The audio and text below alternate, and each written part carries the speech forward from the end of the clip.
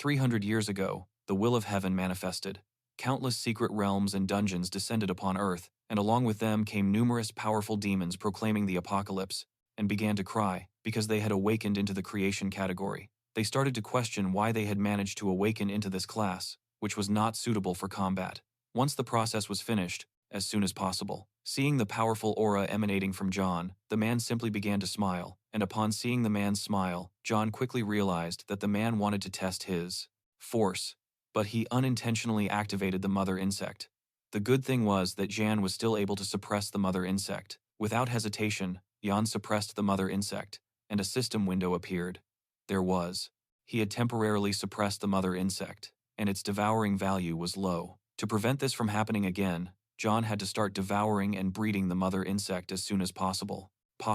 While the man had his hands in his jacket pockets, he began to stare intently at John, and couldn't help but congratulate him. Although John had just finished his awakening, he was already capable of facing the man's trials and even fighting back. The man told John that he was worthy of a divine awakening, and also added that his future had no limits.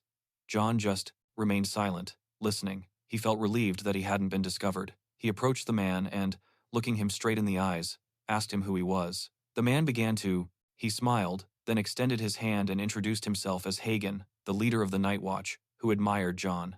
Emboldened, he asked if John would like to join them. Hearing this, John was surprised, since he didn't expect Hagen to be involved with the Night Watch again. The Night Watch was an organization specially tasked by the Grand Alliance to resist demons and the hordes of beasts. Whenever a surge of beasts occurred or a new secret realm or dungeon was generated, the Night Watch was always the first to investigate or eliminate them directly. Due to the constant fighting on the front lines, the mortality rate of the Night Watch was extraordinarily high, and most people avoided it, but the class rank awakening ceremony was normally divided into 4 categories: common, secret, rare, and divine. Among these, a divine rank was the rarest, an occurrence seen only once in many generations.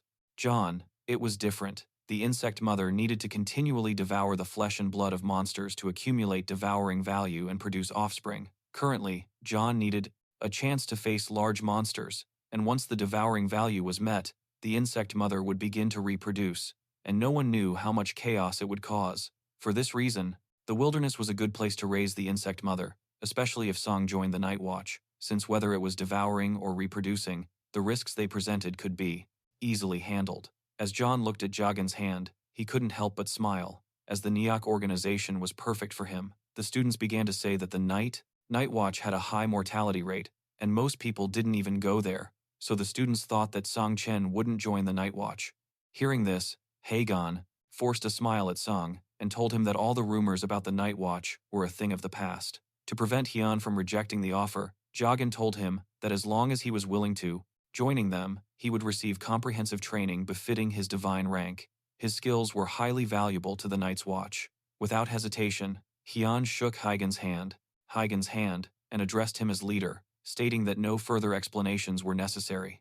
Ion then began to gaze intently into Jane's eyes, telling him that to restore the glory of the Night's Watch, his generation must not shirk their duty. After saying this, he explained to Dagon that he was willing to join the Night's Watch. Hearing this, G's group was left somewhat confused. What they didn't realize was that John planned to rely on them for insect breeding. Hagen was surprised and asked John if this was true. Just before John could answer every 100 years, it was the turn of our protagonist, Jian Chen, to touch the crystal and awaken his class rank. He touched the crystal, and it immediately began to emit a powerful light. Seeing this, the insect mother appeared and began sending system notification windows to John. She was extremely furious, and explained to John that she was unhappy because she wanted to eat the man later. After saying this, he started telling her he was very hungry. Hearing this, he became nervous, closed his eyes, and told Hagen that what he was saying was true. After saying this, he left with the excuse of having an important task to do. He began to distance himself from Giganta, slightly turned his head towards the manor towards God, and told him that in 3 days he would be punctually present at the DOF, headquarters of the Night Watch. Hagen simply turned his head towards him and remained silent. He might have thought this was going to be more complicated. He hadn't expected it to be so simple. He had forgotten to ask Jan what hidden profession he had. At that moment, 2 men fell from the sky and landed near Gigantic. One of them was the 8th elder of the Martial Arts Academy. Hagen turned his head towards them and told the elder that, if he was there to snatch people from the night watch, then he had arrived too late. The old man asked Hagen where the person who awakened the divine rank creation class was. Hearing this, Hagen was somewhat confused, turned his head towards the old man, and asked what he was talking about. The old man approached him, and, while looking him in the eyes with a surprised expression, asked if he was planning to let a divine rank awakened of the creation category join the Night's Watch, only to die. Creation category. Join the Night's Watch, only to die. Upon hearing this, the giant realized that John had the divine rank of the creation category. At the same time, John went to the city. A man named Uncle Juan asked him if he had caused the phenomenon in the main city. John answered yes. A purple-haired woman approached Uncle Wang, put her hand on his waist, and asked him to lower his voice or he might die if someone came looking for trouble. Students were stunned. A brown-haired boy pointed at Jian Chen and announced to everyone that he was the academy's prodigy. Another student informed the others that this was a waste and asked him to lower his voice, or he might die if someone came looking for trouble. Uncle Hang put his hand on the back of his head, closed his eyes, and laughed, telling her that he was always like that. Talking non-stop and sensing that they were getting closer, he closed his eyes and, with a smile, reassured Uncle Wang not to worry, saying it wasn't anything to be embarrassed about. Uncle Juan turned his head towards Hian, explaining that although the creation class wasn't suited for combat, he'd heard that companies always cultivated spirit plants, which required people from the creation class. He told John that if his parents were here, they would be very proud of him. Over the years, John had been able to survive thanks to the support of everyone who lived in the same building as him. With a smile, he assured everyone that he would not forget them in the future. Uncle Wang told him not to worry about such trivial matters. He also mentioned that John's arrival was opportune, as they were just about to head to a beginner-level secret realm to acquire some equipment. Uncle Wang wanted Zhang to join them so they could level up together. Yan? He accepted the proposal and thanked Uncle Wang. Just then, a system message popped up, indicating that he had completed the team formation. Several minutes later, Hian and the others, they crossed the portal and entered the secret route. With his hands in his jacket pockets, Hian began to look around, wondering if this was really the inside of the secret realm. At that moment, the secret realm tortoise lit up, signaling that the matchmaking was complete. All the monsters inside began to look towards Hian, the others. This secret realm, called the Temple of the Dead, was of marine rank and was now open. The secret realm guaranteed a 100% drop rate for items, and sign of a successful awakening. As Jian Chen touched the crystal, it began to emit a powerful light that quickly shot up into the sky. The students began to wonder. Equipment experience points would be calculated after completing the secret realm. Voluntarily leaving halfway meant forfeiting both experience and equipment. Uncle Wang, he became somewhat nervous when he realized that these monsters were actually undead soldiers. He began to wonder if the secret round system had matched them with a dungeon of this caliber. John began to observe the undead soldiers, realizing that this secret realm wouldn't be easy to clear. The purple-haired girl approached them and explained to Uncle Wang that, because Johann was a divine rank awakened, the celestial system had assigned them a secret fruit of a higher level. Uncle Wang turned his head slightly towards her, and he recalled that Song Cheng had awakened with the creation ability. The brown-haired girl also approached Uncle Wang, and while looking at the undead soldiers, she asked him why they didn't abandon this secret route. Just before she could finish speaking, Uncle Wang interrupted her, began to draw his sword, and assured everyone that there was no problem, since there wasn't one. They encountered secret realms of this caliber. Furthermore, he added that this time, thanks to having John with them, they would be in luck and obtain some grand drops. Team watching Uncle Hang unsheath his sword and enrage the undead soldiers. Uncle Wang gathered momentum and, as he advanced towards the monsters, asked John to step back a bit, since that these undead soldiers were more dangerous than average C-rank monsters. Uncle Wang requested that John stay behind while they advanced towards the core of the dungeon first. Uncle Hang attacked one of the undead soldiers with his sword, delivering a powerful blow to its head. He turned his head back and asked XY and Osai to quickly enhance his talent. What rank this class would be? Several speculated that it might be a divine class, since Jian Chen mentioned that a divine talent hadn't appeared in hundreds of years. In a matter of seconds, the crystal began to. Hearing this, XY and Osai joined hands and activated their power, causing Uncle Wang's talent to improve. Thanks to this enhancement, Uncle Wang ended the life of the undead soldier monster, while Uncle Wang and the others were fighting, while John simply stood watching from a distance. He began to wonder if they fought monsters every day just to survive. Thinking about this, he had no doubt as to why they always returned covered in wounds. However, he had been supporting them. He had always heard that she became an adventurer because she was forced to heal her brother's eyes, while he stared intently at Uncle Wang and the others. He thought about becoming stronger quickly and, once he earned money, properly thanking them. While he was distracted, the insect mother began to manifest. She put her hand under her chin and, as she looked at the corpses of the undead soldiers, she told John that there were a lot of monsters and blood here, and that she wanted to devour them. While John had his hands in his pants pocket, he turned his body towards the corpses of the undead soldiers and began to smile. He thought that little Nine had already fled Tata. The corpse was detected. Considering the situation, John decided to test the little girl's abilities first. He reached his hand out to the side and used his poison barrier skill. A skill called Poison Mist Corrosion appeared in his palm, and he ordered little Nine to devour the corpses of the undead soldiers. She thanked him, and the poisonous fog began. It advanced towards the corpses and began to devour them slowly. In a matter of seconds, the monsters' corpses began to disappear. John realized that the corpses of the Bata monsters were corroding, which demonstrated that little Nine's poison mist was very powerful. After little Nine devoured the corpse, the devouring value increased to emitting a powerful light that formed a giant tree in the sky, visible from every corner of the city. It was said that whenever a divine rank class awakened, 10 points. The monster's level was too low, causing the growth rate to be slow, so little Nine needed to devour more monsters. While Heian had a hand in his pocket, he slightly turned his head back, thinking that Uncle Wang and the other two really were partners who had been working together for years. They had already advanced so far in such a short time. Having advanced to the depths of the dungeon, and since Poison Mist was an area of effect skill that John Stone couldn't precisely control, accidental injuries could still occur. To avoid this, Yan decided to follow Uncle Wang and the others from behind, taking care of the monster corpses. At that moment, little Nine caught his attention, telling John that she had felt something. John turned his head to the side and saw more monsters starting to emerge from the ground. A small voice told him that she sensed freshness and blood in that direction. These monsters were level 10, shadow lurkers, possessing a strength of 20 points, agility of 15 points, defense of 10 points, and resistance of 5 points. These monsters lurked in the shadows.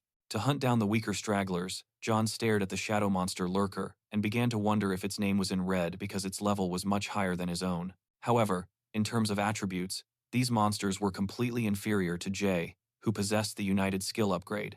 A statistics window for Sang then appeared. He had a level 1 Devourer. His identity was Insect Lord. His occupation was Divine Rank Spirit Master, and he possessed 3 level 1 talents called Growth of All Things, Divine Evolution, and Ancestral Tree of All Things. Heian possessed the insect mother called Little Nine, or better known as 9 Wings of Miasma, who had reached a level of natural calamity. A phenomenon capable of shaking the heavens and the earth would occur. Several seconds later, the class awakening was successful, and while Sangan was touching the crystal with one hand, he placed his other hand. He didn't have any equipment. He had 35 points in strength, 31 inches agility, 27 inches stamina, and 20 inches constitution. His combat power score was 41 stars. Currently, he had 2 passive active skills called Experience. This skill returns as an attribute improvement. The current Devour value was 100, and the current experience was 0.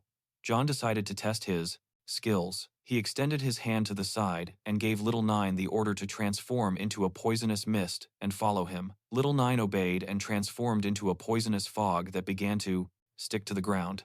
At that moment, the monsters called Shadow Lurkers began to rapidly advance towards John.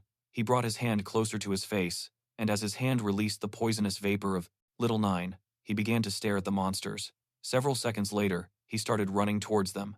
Seeing this, the monsters tried to attack John, but he dodged their attacks, and in the process, he touched their bodies with his hand, infecting them with the poisonous mist. The monsters began to look towards the part of their bodies where John had touched them, and upon seeing the poisonous mist, they were confused, as John stared intently at the monsters, reaching out his hand towards them, then clenching his fists tightly, and beginning to smile.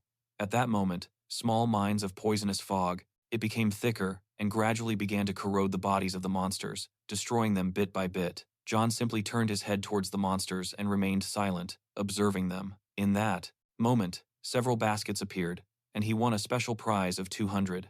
As John looked at the corpses of the monsters, He thought that they were no match for him, and began to smile as he saw that the devourer was also increasing rapidly. While he was lost in his thoughts, little Nine appeared and informed him that more blood food had appeared behind them, and even more, in his pants pocket, and simply looked up at the sky. At that moment, Principal Wang appeared, approached Jian Chen, and congratulated him on being the pride of the school. Although he knew that monsters now began to appear, John simply put his hands in his pockets and remained silent, without making any movement whatsoever. He then turned his head towards the monsters, and while watching them carefully, he felt worried about Uncle Wang and the others. Realizing that there were actually many monsters hidden within this dungeon, he decided to quickly eliminate them. He wanted to eliminate these monsters quickly to check on Uncle Wang and the others. He asked little Nine if she would be able to handle facing the monsters. Little by little, something began to manifest through the poisonous fog. As he stared intently at the monsters, he extended his hand towards them and asked San to leave them to him. To her, all of these monsters were just small prey. Several minutes later, Yan headed towards where Uncle Wang and the others were located. Upon arriving, he saw that Uncle Wang was quite badly injured. The two of them were surrounded by monsters. Uncle Wang held the sword with both hands, his back to XYO, who easily had both hands extended towards the monsters and was ready to use her ability to defend against their attack. Little by little, the monsters began to advance rapidly towards Uncle Wang and Xiao, preparing to attack, while blood from Uncle Wang's wound dripped onto his face. He gritted his teeth with strength, and while staring intently at the monsters, he explained to Awavo that the monsters were becoming increasingly difficult to defeat. Therefore, if they continued at this pace, it would be impossible for them to defeat them and escape alive. Uncle Wang turned his head towards her and ordered her to find Hian and leave immediately. Hearing this, she turned her head towards him and asked what he was talking about. While he was distracted, an undead soldier gained momentum and began to advance rapidly towards Uncle Wang, intending to launch a surprise attack. As Uncle Wang held, Chen could awaken a combat class. He didn't expect him to awaken a divine class. After saying this, Principal Wang asked Jian Chen what class he had awakened. Yun Chan turned, the sword in one hand while looking at Xiao. He sensed the presence of the undead soldier and began to wonder what was happening. He quickly turned his head towards the monster, and, seeing its sword, it was rapidly approaching his head, and he, gritting his teeth, realized this was not good. Just then, Ion appeared, reached out towards the monster, and deployed mines. Poisonous viscosity activated just before the undead soldier's sword could strike Uncle Wang. The poisonous mist adhered to his body and began to slowly corrode him, destroying him in the process.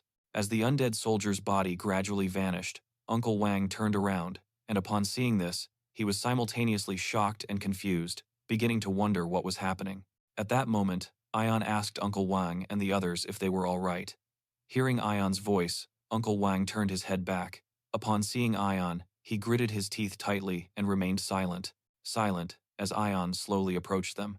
He reached out to the side and used small poison mist mines, infecting the undead soldiers and destroying them completely. The process of the undead soldiers being gradually corroded.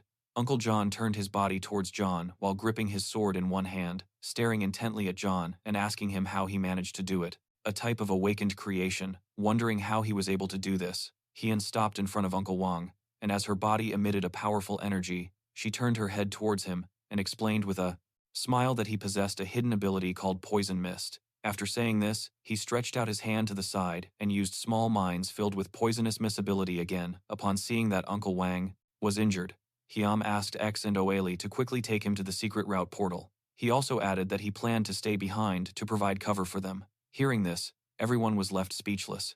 For humanity, after the initial chaos, the awakened, the job changers, emerged. They possessed powerful abilities that helped them defeat those monsters and save the world from near destruction. His head slightly towards the director and seemed somewhat surprised. With a smile, he explained to Director Wang that the class he had awakened was not a combat class. Upon hearing this, the director, with a look of surprise, Uncle Wang began to stare intently at him and told him that even if John possessed a divine class, this was far too dangerous. X and O also began to look at John with surprised expression and asked him to join them. Instead of staying there fighting the undead soldiers, while they were talking, Xianyun feigned nonchalance and simply put his hand near his left mouth and remained silent. Xianyun turned his back to them, and a powerful energy emanated from his body. He nodded his head slightly at them, reassuring Uncle Wang not to worry, because he wouldn't. have any problem. After saying this, Xianyun turned his back on Uncle Wang and the others, and as his body emitted a powerful energy, he slowly began to approach the monsters. At that moment, the system notified everyone that because the number of people in the last level of the secret realm met the requirements, the boss of the secret realm was being summoned.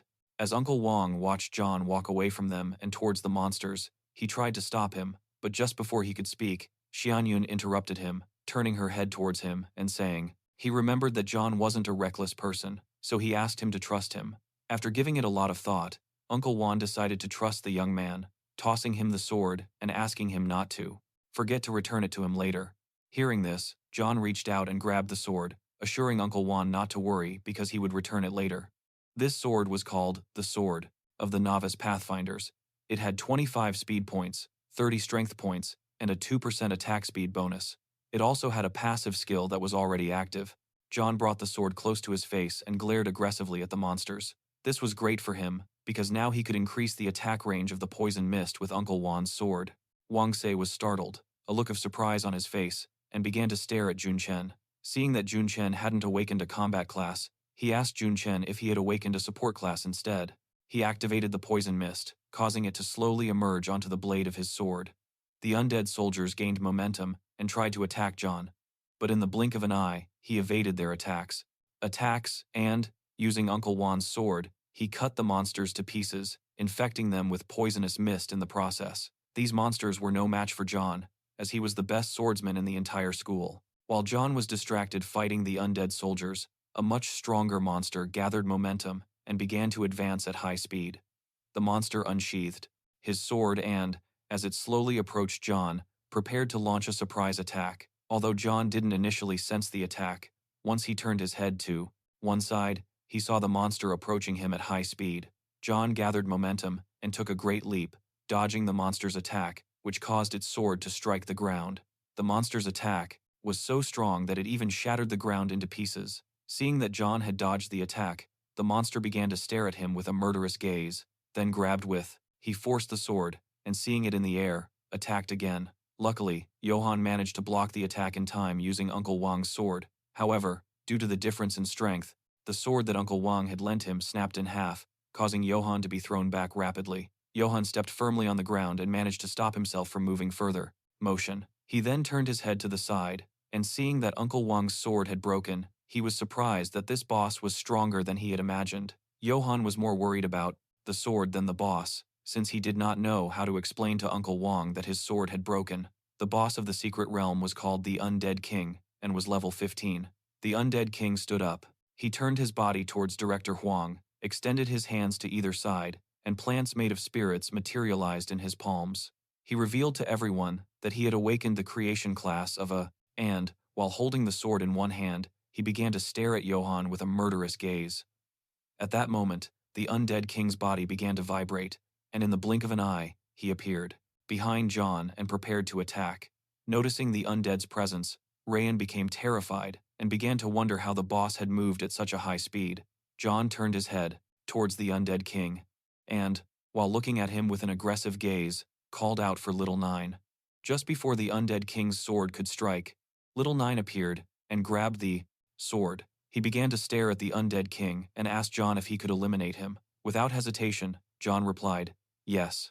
Hearing this, Little Nine became happy and using only his hand, broke the sword blade of the Undead King's sword into pieces. He extended his hands to the sides, and his body began to emit a powerful energy that started to move in all directions. Seeing this, the after-Jetterdy Undead King became alert. Seeing that he had lost his sword, he decided to attack using his fists. Taking advantage of Little Nine's distraction, the Undead King began to advance quickly towards her, intending to attack her by surprise. At that moment, Little Nine opened her eyes, and her body changed drastically. With a murderous look, she began to stare directly at the dead kingdom and use its tentacles to defend herself. She adopted an offensive stance and, using her tentacles, began attacking the dead kingdom with a barrage of blows. Her tentacles were as Averway, sharp as swords. Little by little, her sharp tentacles began to destroy the Undead King's body. First, she cut off his left arm, then his right arm, and finally, she cut off his head. She impaled the Undead King's head with a tentacle, then turned around as the boss's body fell to the ground. She took the head of the dead kingdom in her hand and as her body emitted a divine rank called Spiritual Master. He also added that this talent was intended to assist in the growth of plantations and small creatures. Upon hearing this, both the director and the others were powerful energy. She began to approach Juana. Seeing how powerful she was, John couldn't help but smile. He couldn't believe that little Nine was so calm in front of the head of a secret kingdom. He thought, now that the boss had been defeated, the portal would open. Nine, gaining momentum, landed near the jaw. At that moment, an energy crystal appeared in front of him. As he stared at the crystal and began to wonder what it was, the energy crystal began to rise into the sky and slowly began to extract magic from the corpses of the monsters. Upon seeing, Johann was amazed at this. Several seconds later, the energy crystal began to glow, causing a giant monster to appear. This monster was called Undead Tyrant and was 20 times bigger than Little Nine and jumped up with a murderous look. The Undead Tyrant began to stare at Johann and Little Nine. Seeing that the crystal had transformed into a monster, Johann began to wonder if the energy crystal was the real boss of this secret route. Johann turned his head back, gritted his teeth tightly, and ordered Little Nine to destroy the energy crystal that was inside the Undead Tyrant. As the monster glared at John, it began to roar menacingly. The monster swung a mace at Little Nine, but in the blink of an eyes, she gained momentum, pushing off the wall to dodge the attack. Seeing that she had evaded his attack, the Undead Tyrant prepared to strike again, attacking Little Nine once again. However, she gained momentum and made a huge leap into the air, evading the attack in the process. This caused the monster from the maze to slam into the ground, shattering it, while Little Nine was airborne with a murderous look on her face. She began to stare intensely at the Undead Tyrant and then extended her hands towards him, causing sharp tentacles to rapidly, stunned, their faces showing surprise. He began to stare intently at Jian Chen and explained that this was unfortunate because the creation class lacked combat skills, so even advanced towards him. She began to attack the boss using her sharp tentacles, but he effortlessly dodged all the attacks as if it were nothing. Seeing that the Undead Tyrant, being a monster that large, was capable of moving at such a high speed. Surprised, John clenched his teeth tightly and began to think of a plan. Looking at the ground, he spotted several plants among the rubble. Seeing this, he decided to seize the opportunity and use his divine creation class, Spiritual Master. He began to examine the plants, knowing he only had one chance. John realized that the Undead Tyrant was too fast, and each of its attacks was powerful. The Undead Tyrant lifted a chunk of earth and gained momentum. To John, it was like a raging bull that had gone berserk. But this was also a weakness. Little Nine attempted to attack the Undead Tyrant using her sharp tentacle holes, but it began to rotate its body at high speed, effortlessly dodging her, effortlessly gaining momentum. It began to advance rapidly towards John. Several seconds later, it took a great leap. John raised his head to face the Undead Tyrant, and as he stared intently, he thought this wasn't good. He'd already sensed it a moment ago. There were many roots hidden beneath the ground. While the Undead Tyrant was in the air, he gripped the mass with both hands, and, as he rapidly advanced towards John, he prepared to attack. As John watched him slowly approach, he decided to use his talent the moment he was close enough, and this would stop him in his tracks. Several seconds later, once the Undead Tyrant was close enough, John began to stare intently at him and decided that this was the moment. He extended his hand towards the ground, and a green symbol appeared on it. He used his talent, and little by little, the spiritual roots hidden underground began to emerge. John turned his body towards the Undead Tyrant. Divine rank was considered useless. The teacher accompanying Director Wang urged Jian Chen not to be discouraged, explaining that even if he couldn't fight, he could at least remain safe. He explained that and, as he cast a deadly gaze at him, he extended his hand towards him. In a matter of seconds, spiritual roots erupted from the ground and attacked the Undead Tyrant, piercing through his body. In the process, he trapped him in the air, rendering him unable to move. With John's hand extended towards her and a powerful aura emanating from his body, he began to look at Little Nine and asked her. He told her that now it was her turn. In the blink of an eye, Little Nine caught up to the Undead Tyrant, placed her hand on his head, and while readying her claws with the other, she stabbed him. Glare, and responded to John with a masterful understood. Realizing that Little Nine was ready to attack, his expression changed drastically as he realized that something bad was about to happen. He tried to defend himself, but it was in vain. Just before he could make a move, Little Nine gained momentum, and using her sharp claws and tentacles, attacked him, piercing his body in half and destroying the spiritual roots in the process. In a matter of seconds, the Undead Tyrant's corpse fell to the ground, while John had his hand extended towards the sky. Controlling the spiritual roots, he began to stare intently at the corpse of the undead tyrant, unable to suppress the pride he felt at having defeated him. Against the undead tyrant, Johan's ability was reliable enough, so as long as he used his abilities correctly, he could still play a significant role in battles. As he was lost in his thoughts, a system notification popped up, informing him that the growth acceleration cooldown had ended after 8 hours. Because of this, slowly but surely, the spiritual roots began to disappear. Several seconds later, the core emerged from the undead tyrant's body. Seeing this, Jan decided to break it immediately. Before the spiritual teachers were quite popular in the research field, he also added that the recommendation he had promised was no longer possible and advised Jian Chen to core could fly away. Jian reached out and grabbed it with his hand. Then, he clenched his fists tightly, shattering the core into pieces as the fragments of the core gradually fell. As he fell to the ground, Yo stared aggressively at his fist, thinking it was the end. Just then, several system notifications popped up, congratulating John on clearing the secret ranking realm known as the Temple of the Undead. The system began calculating his contribution, and a few seconds later, it successfully generated his secret score. From the realm, Jian Chen, who was level 0 with the Spirit Master class, received an S rating. In this secret realm, Wane, who was level 12 with the Swordsman class, obtained a B rating. Blue, who was level 11 with the Warlock class, received an A rating, and Kant, who was level 10 with the Boxer class, received a B rating. The celestial system began generating equipment rewards, causing a window to appear in front of John. Several seconds later, the system successfully generated the team's rewards. By lengthening the window, John could choose from several weapons. The first was a dagger, the second was a scepter, the third was a heavy axe, the fourth was a light axe, and the fifth was a hammer. As the spiritual roots slowly returned to the ground, John began staring intently at the system window, lost in thought for several seconds. He reached into the window of the system and grabbed the dagger. As soon as he pulled it out of the system, its stats appeared. This was Etna, a fast, ranged dagger, which granted the user 50 attack points and a 5% speed bonus. This dagger was related to swords and granted professional attributes. The young man held the dagger in one hand while examining the blade with the other. He thought that, enter the field of research, since a professor could get him a letter of recommendation. Just before the professor could finish speaking, Jian Chen interrupted him, turned his head towards him. It was good, and decided to use it as compensation for Uncle Wang. He turned his head to the side, and while looking at the system window, he realized that there was a lot of equipment. It didn't take him long to realize.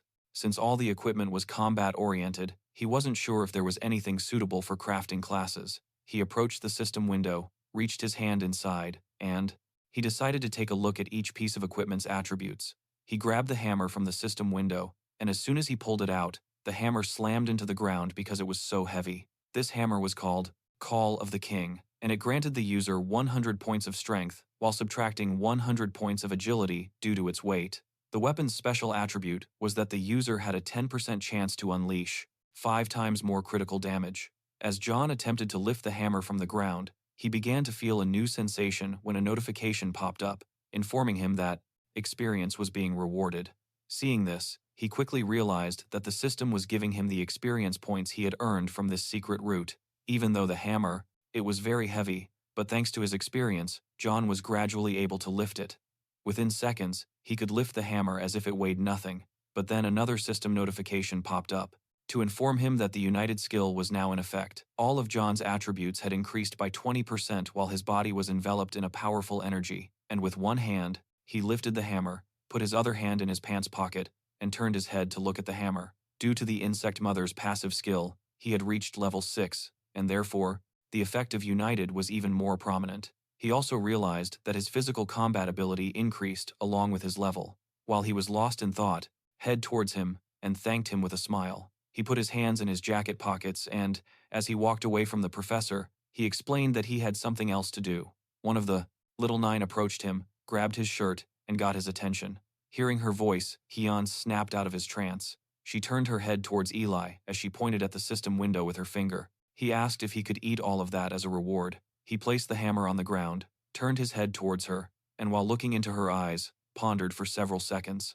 Then, he turned his head towards her and told her that little 9 couldn't eat the equipment because Uncle Wang and the others needed to exchange it for money. He added that if she ate it, her stomach would hurt. Upon hearing this, he put one hand behind his back, and while touching his lips with the other, he began to look at Jian with a pitiful expression. Then, he turned his body towards the corpse of the undead tyrant and asked Jian if he could devour it. He had completely forgotten about the boss's remains.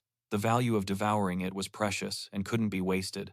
While his body was surrounded by a powerful aura, he turned his head towards the corpse of the undead tyrant and gave Little Nine permission to devour it, since it belonged to her. Without hesitating for even a second, Little Nine approached to the corpse of the gigantic undead tyrant. As John gazed at its corpse, he began to wonder if this boss was perhaps a little too large. Due to its massive size, if Nine were to use her poison mist to corrode it, then it might take quite some time. Little Nine spread her hands out to her sides, closed her eyes, opened her mouth, and told John that she was finishing up. At that moment, her body began to vibrate, and in a matter of seconds, she returned to her natural form. After returning to her natural form, she began to stare at the corpse with a murderous gaze. She opened her mouth and began to approach it. Even though the undead tyrant's corpse was gigantic, compared to the insect mother's natural form, it was minuscule. Seeing that she had returned to her, students laughed and told his partner that this was a farce, since he had thought that Sungin had obtained some kind of divine combat class, but it turned out to be just the creation class. Natural form to devour the corpse. John was terrified. She opened her mouth and, as she rapidly advanced towards the boss's corpse, she began to roar. She began to devour the corpse, creating a gust of wind blew. Jian took advantage of this, removing all the equipment from the system window. While holding the hammer with one hand, he began to cover his face with the other. The roar of the Little Nines was too loud. But luckily, they were in the secret realm. If this had happened in the main city, they would have been discovered no matter how hard they had tried to hide. Once he finished devouring the corpse, a system notification appeared, granting John 400 devour points. As John covered his face with his arm, he noticed that the devour value was increasing rapidly. He thought that, as expected, the devour value of a boss's meat was different. He realized that they needed to eat more boss-type monsters to increase the devour value. While he was deep in thought, someone began to approach them. Hearing the sound of footsteps, he quickly turned his head back, and he gritted his teeth tightly, realizing that Uncle Wang and the others were coming because they had heard the noise Little Nine had made. The current devouring value was at 876 points. He approached Little Nine and asked her to quickly return to her original form. Hearing his order, she began to smile and replied, "Master, understood." For one, this was a shame, since the Sade devouring value was so close to being filled. Several seconds later, Uncle Wang and the others arrived. Seeing the equipment on the ground, he realized that Ion had indeed surpassed the level. Ion explained to Uncle Wan that his sword had broken, but in exchange, he gave him the dagger. Without hesitation, Uncle Wan took the dagger, and seeing that it was a rare object, told John not to. To fight the monsters, the job changers continued to explore the secret realms in order to obtain riches and materials. Nations began to work diligently to. The other student put his hand to his face and told his friend that life was full of surprises. He also added that everyone thought that Juan was the Academy's prodigy. Pursue the matter of John damaging his equipment any further. Zenon's self approached Juan and explained that this necklace was also a rare item that could be sold for a lot of money. The king. He asked him how the hell he had managed to defeat the boss all by himself. John scratched the back of his head and replied that his poison seemed to be particularly effective at suppressing monsters like this boss. After saying this with a serious expression, John began to stare at the ground. The secret realm had been perfectly cleared, but once a secret realm is cleared, it won't respawn. Once again, obtaining the devour value from another boss should be sufficient to begin breeding the insect swarm. If John wanted to find a new boss, he had no other option than to go to the desert. Uncle Hang looked at John and remarked that it was a shame he had gone to the research department. Considering he wasn't even level 1 yet, he was already capable of defeating a boss monster. He told him that, in the future, if John leveled up, then he would become incredibly strong. After saying this, he asked him what his plans were now. John turned his head towards him and, with a smile, explained that he didn't know yet. He had said it before because he was afraid of worrying him, but in reality, he was preparing to join the Night Watch. Hearing this, Uncle Wang was surprised and asked if he intended to join the Night Watch. John put his hand on the top of his head and answered yes. He revealed to them that he was going to join the Night Watch in 3 days, and that, before going, he wanted to increase his level, so he planned to head towards the desert soon to continue leveling up. Hearing this, Uncle Wang was shocked and put his hand over his mouth. as he couldn't believe John was going to do something so dangerous. John reached out to him and, looking him in the eyes with a serious expression, explained that the wasteland was very dangerous. Just before, he would awaken a combat-type class, and now, no matter how much he excelled academically, he would likely be considered useless. Jian Chen put his hands in his pants pockets. She could finish speaking. Jian interrupted her. He clenched his fists tightly, causing little Nu's poisonous mist to begin to emerge in the palm of his hand. He asked Xiao Yun to, don't worry about him, since he knows what to do. He asked them to worry about those monsters instead of worrying about him. That same day, a few hours later, Huan boarded the train and arrived at the outskirts of the city. The conductor asked those heading to the desert to get off the train. John got off the train, wearing a cloak so as not to attract attention. He started looking to the side and remained still for several seconds. In front of him was a bridge full of awakenings. After activating the system, John's appetite had increased, which was even more outrageous, is that, despite it not being very stable, there was actually a slight increase in his devouring stat when eating. He took out a loaf of bread, and as he ate it, his devouring stat increased by 2 points.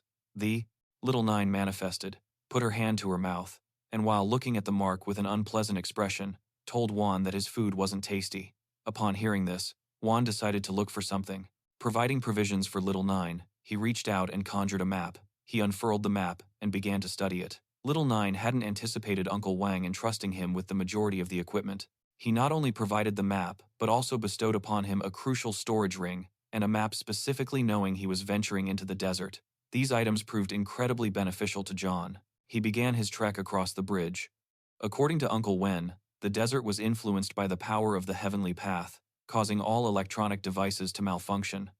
It was almost like a apocalyptic setting where monsters were in a constant state of migration to their lairs. These maps had an extremely short usage window. Without the most up-to-date information, it was difficult to locate, and began to head towards the exit while the students nearby started to make fun of him.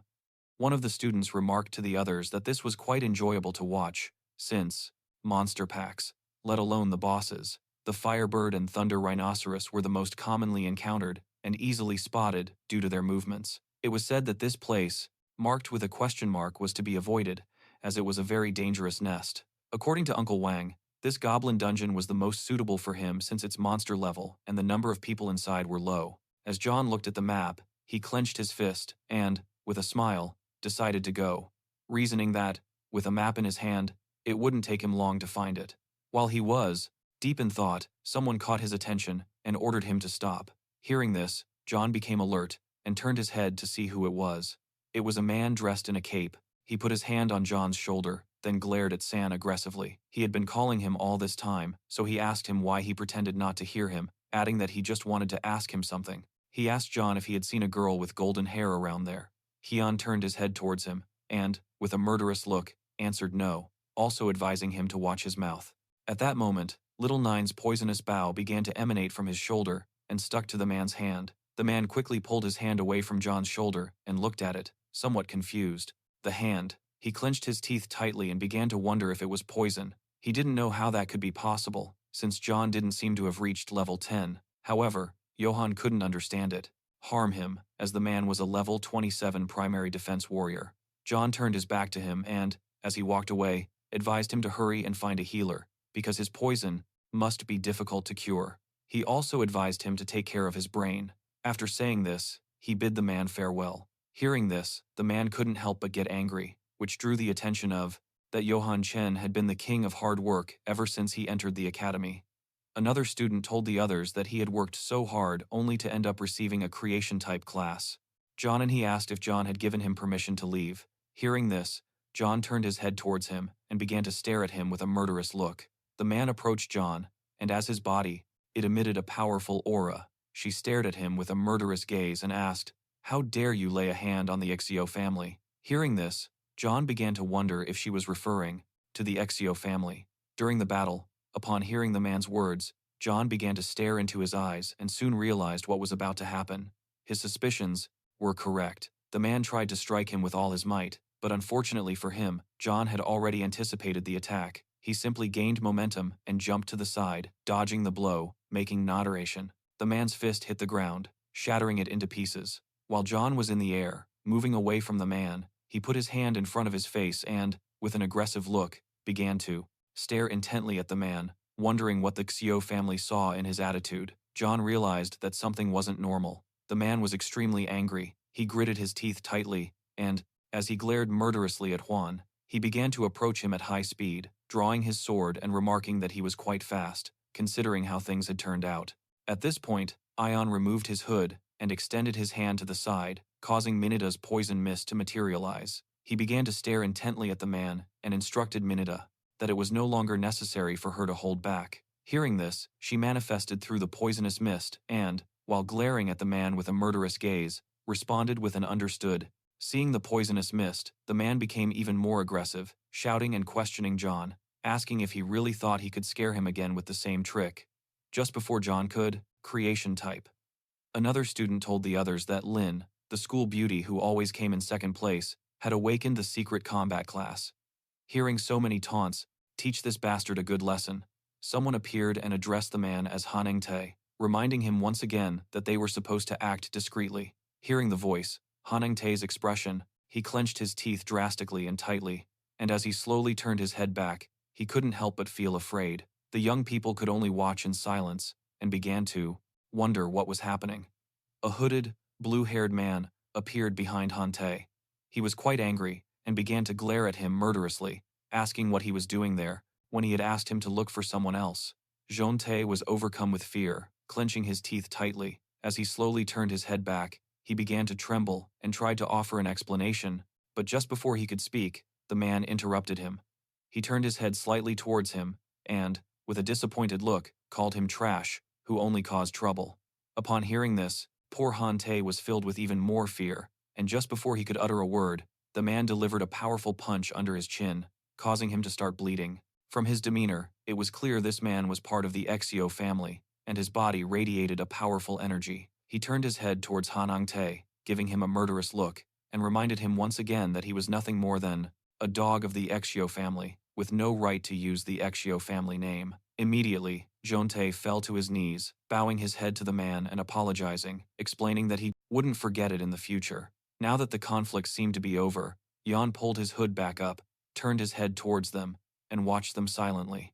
Incredibly, he hadn't perceived the man's presence. It didn't take him long to realize that this man was even more dangerous than the previous warrior. As Hintai stood up, the man began to approach Jan and apologized. Chen simply smiled and thought that just a moment ago, those two students had been very cruel to him. He hadn't expected that awakening with a creation-type class would change things so drastically, explaining that his dog had a tendency to bite things, and he was willing to compensate the protagonist for it. Jan simply told him not to worry about it, that it wasn't necessary. Upon hearing this, the man approached him, asking with a smile if he was headed to the desert. As his body emanated a powerful energy, the man drew closer and began to stare intently. He looked into his eyes and asked if he wanted them to go to the desert together. The young man simply stared back into his eyes, remaining silent for several seconds. Then he turned his back and, gradually distancing himself, refused to go with him, preferring to travel alone. Hearing this, the man simply watched Juan walk away in silence, and he thought that he was a very interesting person. He knew that John had awakened the divine class of creation, known as a spiritual master. Once John had distanced himself sufficiently, Jean Te stood up, approached the man, and asked if he should continue searching for the person he had been entrusted to find. The man slightly turned his head towards him, looking him in the eyes. He answered no, explaining that it would be too late by the time he finished. Besides, he had already found the clues. The girl they were looking for had escaped from the city and probably wanted to cross the desert to reach the nearest station. Removing her hood with her hand, she walked away from Hanang Tai, instructing him not to let her reach the end alive, and giving him the order to summon all the scattered servants to join him in the desert. Jantai placed both hands on his chest, lowered his head, closed his eyes, and obediently responded. Humans had spread across the entire planet and built countless cities. However, with the arrival of the awakened era, waves of beasts, secret realms, and dungeons invaded, drastically.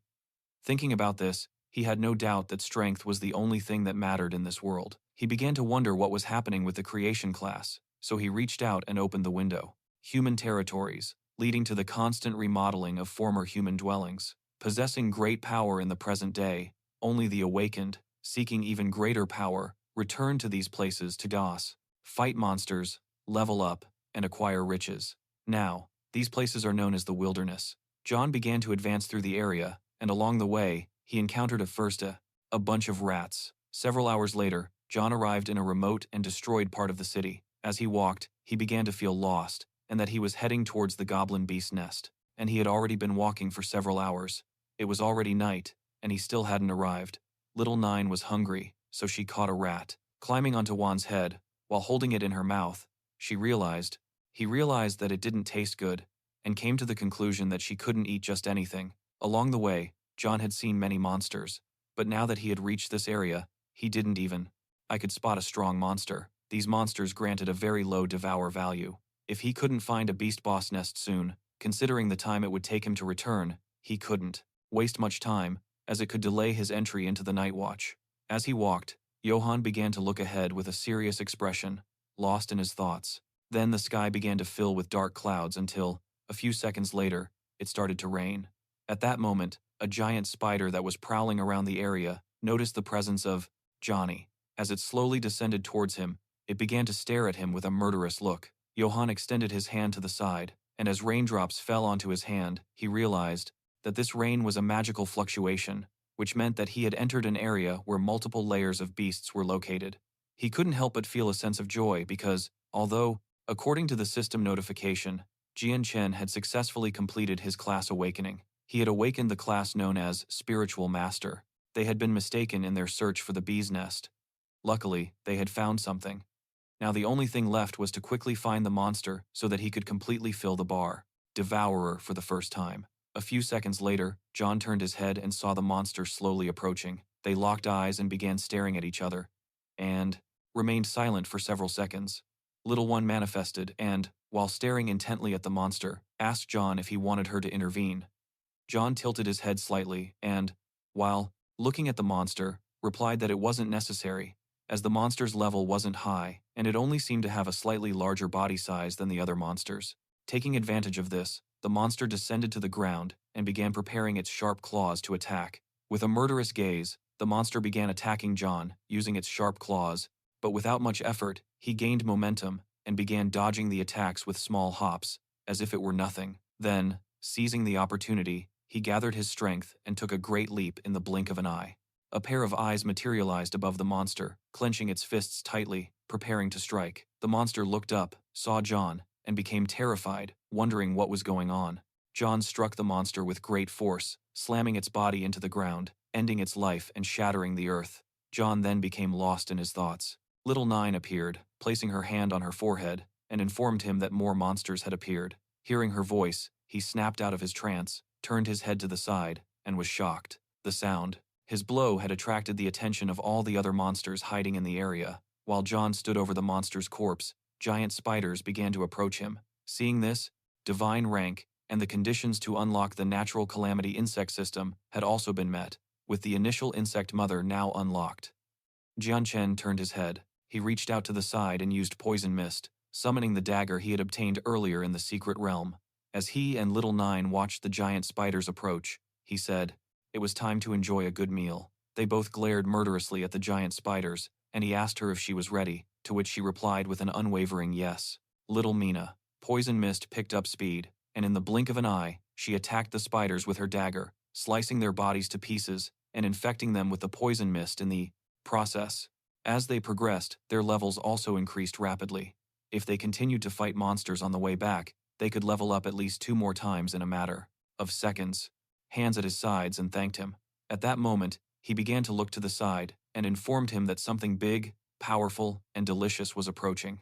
Hearing this, he also turned his head towards a side, and seeing that Little Nine was quite excited, he soon realized that what was approaching was Chief January. He turned his head in the direction from which the boss was approaching, stretched out his hand, and with a murderous look, used the poison mist, and gave Little Nine the order to attack. The chief began to approach them, and his shadow began to become visible through the fog. Seeing this, Little Nine did not disobey the order and attacked the boss. Several seconds later, he began to scream in pain. Seeing that the boss had a woman's voice, John turned his head to the side, and, as he looked at the system window, he couldn't help but smile, thinking that this class was perfect for him. Our protagonist's name was Jian Chen. After dying, he looked at her and was a little confused.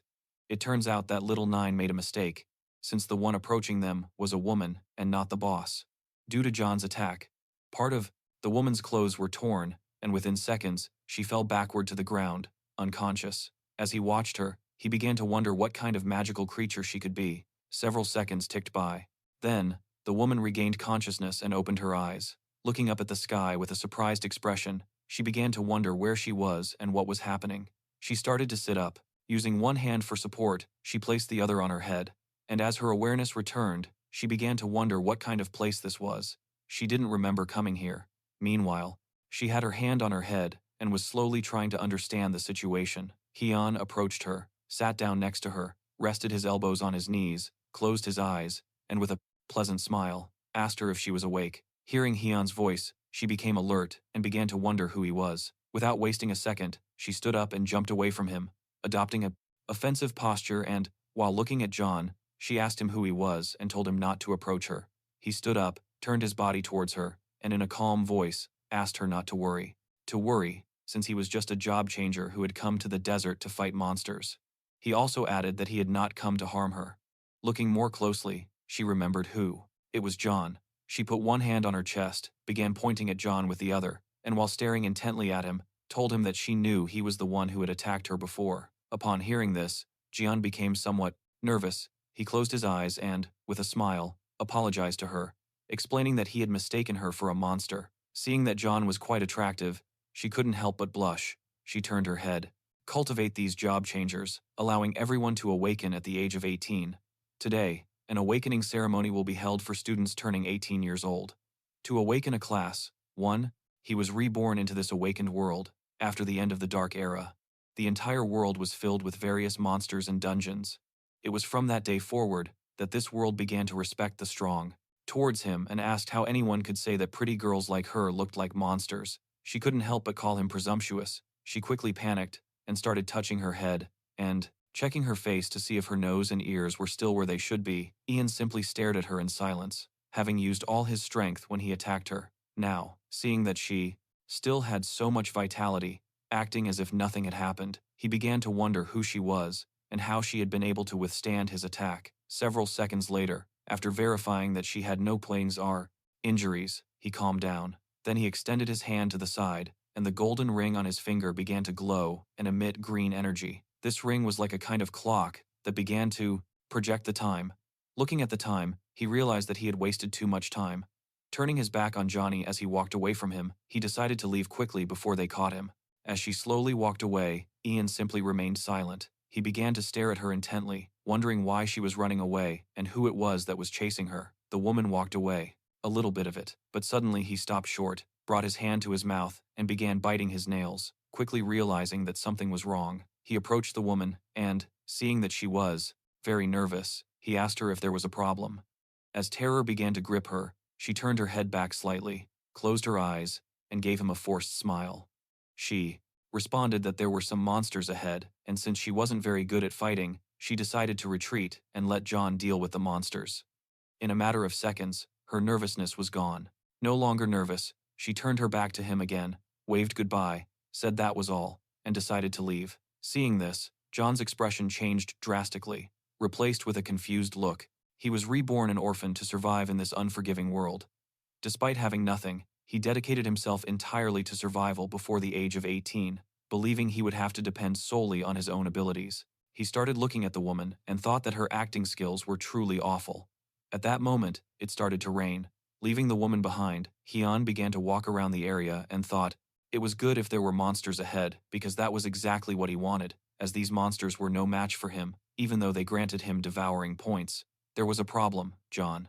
He turned his head slightly to the side and, with a serious look, thought that dealing with other job changers was going to be difficult. The desert had always been a lawless place, where many people dedicated themselves to killing and stealing merchandise. He began to question whether it was a good idea to capture the foreigner's wife and interrogate her again. While John was lost in thought, little Nine appeared, began pointing forward with her finger and, with a serious look, informed him that there were many monsters approaching from that side. Far from being scared or fleeing, John was happy and turned his head slightly towards her, and upon hearing that there were many monsters, told her that was great. His happiness did not last long. He turned his head to the side, and seeing what was in front of him, froze.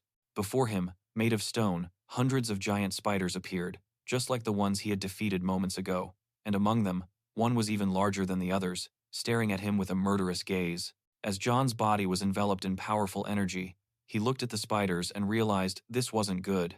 Fighting a few of them wouldn't be a problem. But now that there were so many spiders, he wouldn't be able to handle them all. As the giant spiders slowly approached him with serious expressions, he stared at them intently and thought that the woman hadn't been lying. Despite being surrounded by monsters, he felt relieved. He preferred fighting these monsters to fighting the job changers. The giant spiders became enraged, and with murderous, to make a living, he was surprised when, a month ago, on an ordinary day, a system window appeared before him, informing him that the Insect Calamity System would be merged after. Looks, they picked up speed and began to advance rapidly towards him. Seeing this, John couldn't help but feel happy, as he had every reason to desire the devouring stat that he was given. As he approached, Jian obtained the 2 daggers, and his body released a powerful and suffocating energy. He began to stare intently at the monsters, ordering little Mina to activate the poisonous fog. She didn't disobey and replied, "Understood." At that moment, his poisonous mist began to emanate from the daggers he was holding. In the blink of an eye, the spiders, giants approached him, opened their mouths, and prepared to attack. As Hyun's body was enveloped by the poisonous mist, he remained motionless for several seconds. One of the giant spiders tried to attack him, but Hyun moved at incredible speed. Utilizing the daggers and small poisonous mines, he gained momentum, and in the blink of an eye, he pierced its body, splitting it in half and infecting it with the poisonous mist in the process. While airborne, he turned his head back slightly, and as he looked ferociously at the monsters with a murderous look. He thought this was strange because he didn't know why these monsters had become so much faster than before.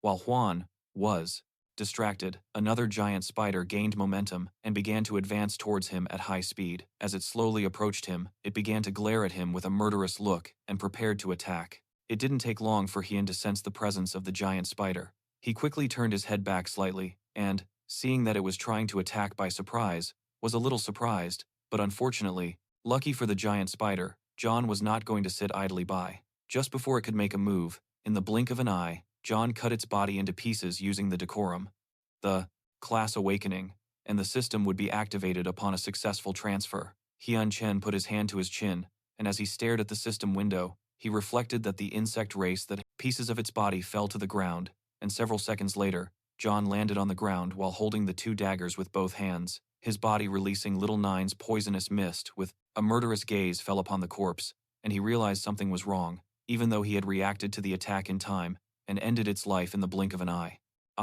He had received a small cut on his abdomen in the process. At that moment, the little spiders began to rapidly advance towards him, and he quickly realized that those monsters, they were cooperating with each other.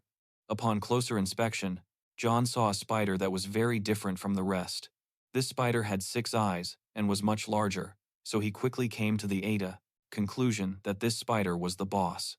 Seeing this, he began to wonder if this boss was commanding the others.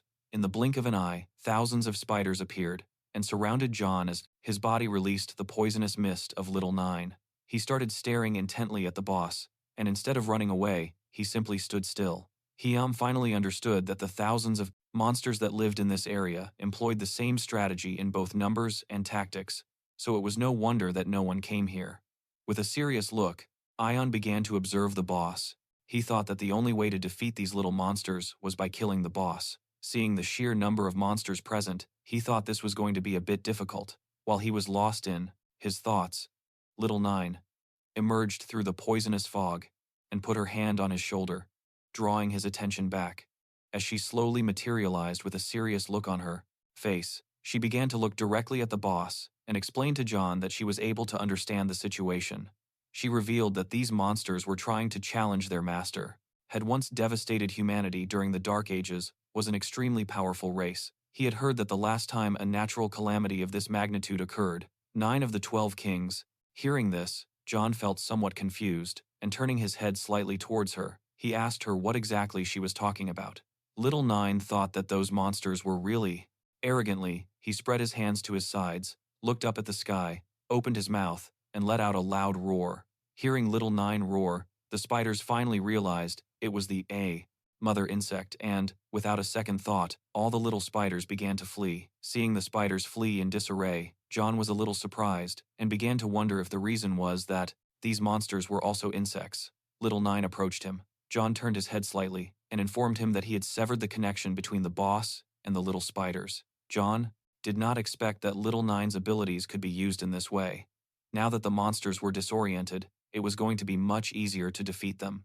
He extended his two daggers to his sides and, while looking at the boss with a murderous gaze, he praised Little Nine for doing a good job and decided it was time to finish off the boss once and for all. Upon hearing this, Little Nine began to revert to her original form, staring intently at the boss with a murderous gaze and replying, "Master, understood." As John's body released Little Nine's poisonous bow gathered momentum, took a great leap, and ordered it to follow closely behind. In the blink of an eye, using her daggers, she ended the lives of several monsters, cutting their bodies to pieces. He no longer had to worry about a thing because, without the boss's control, these monsters were in complete disarray.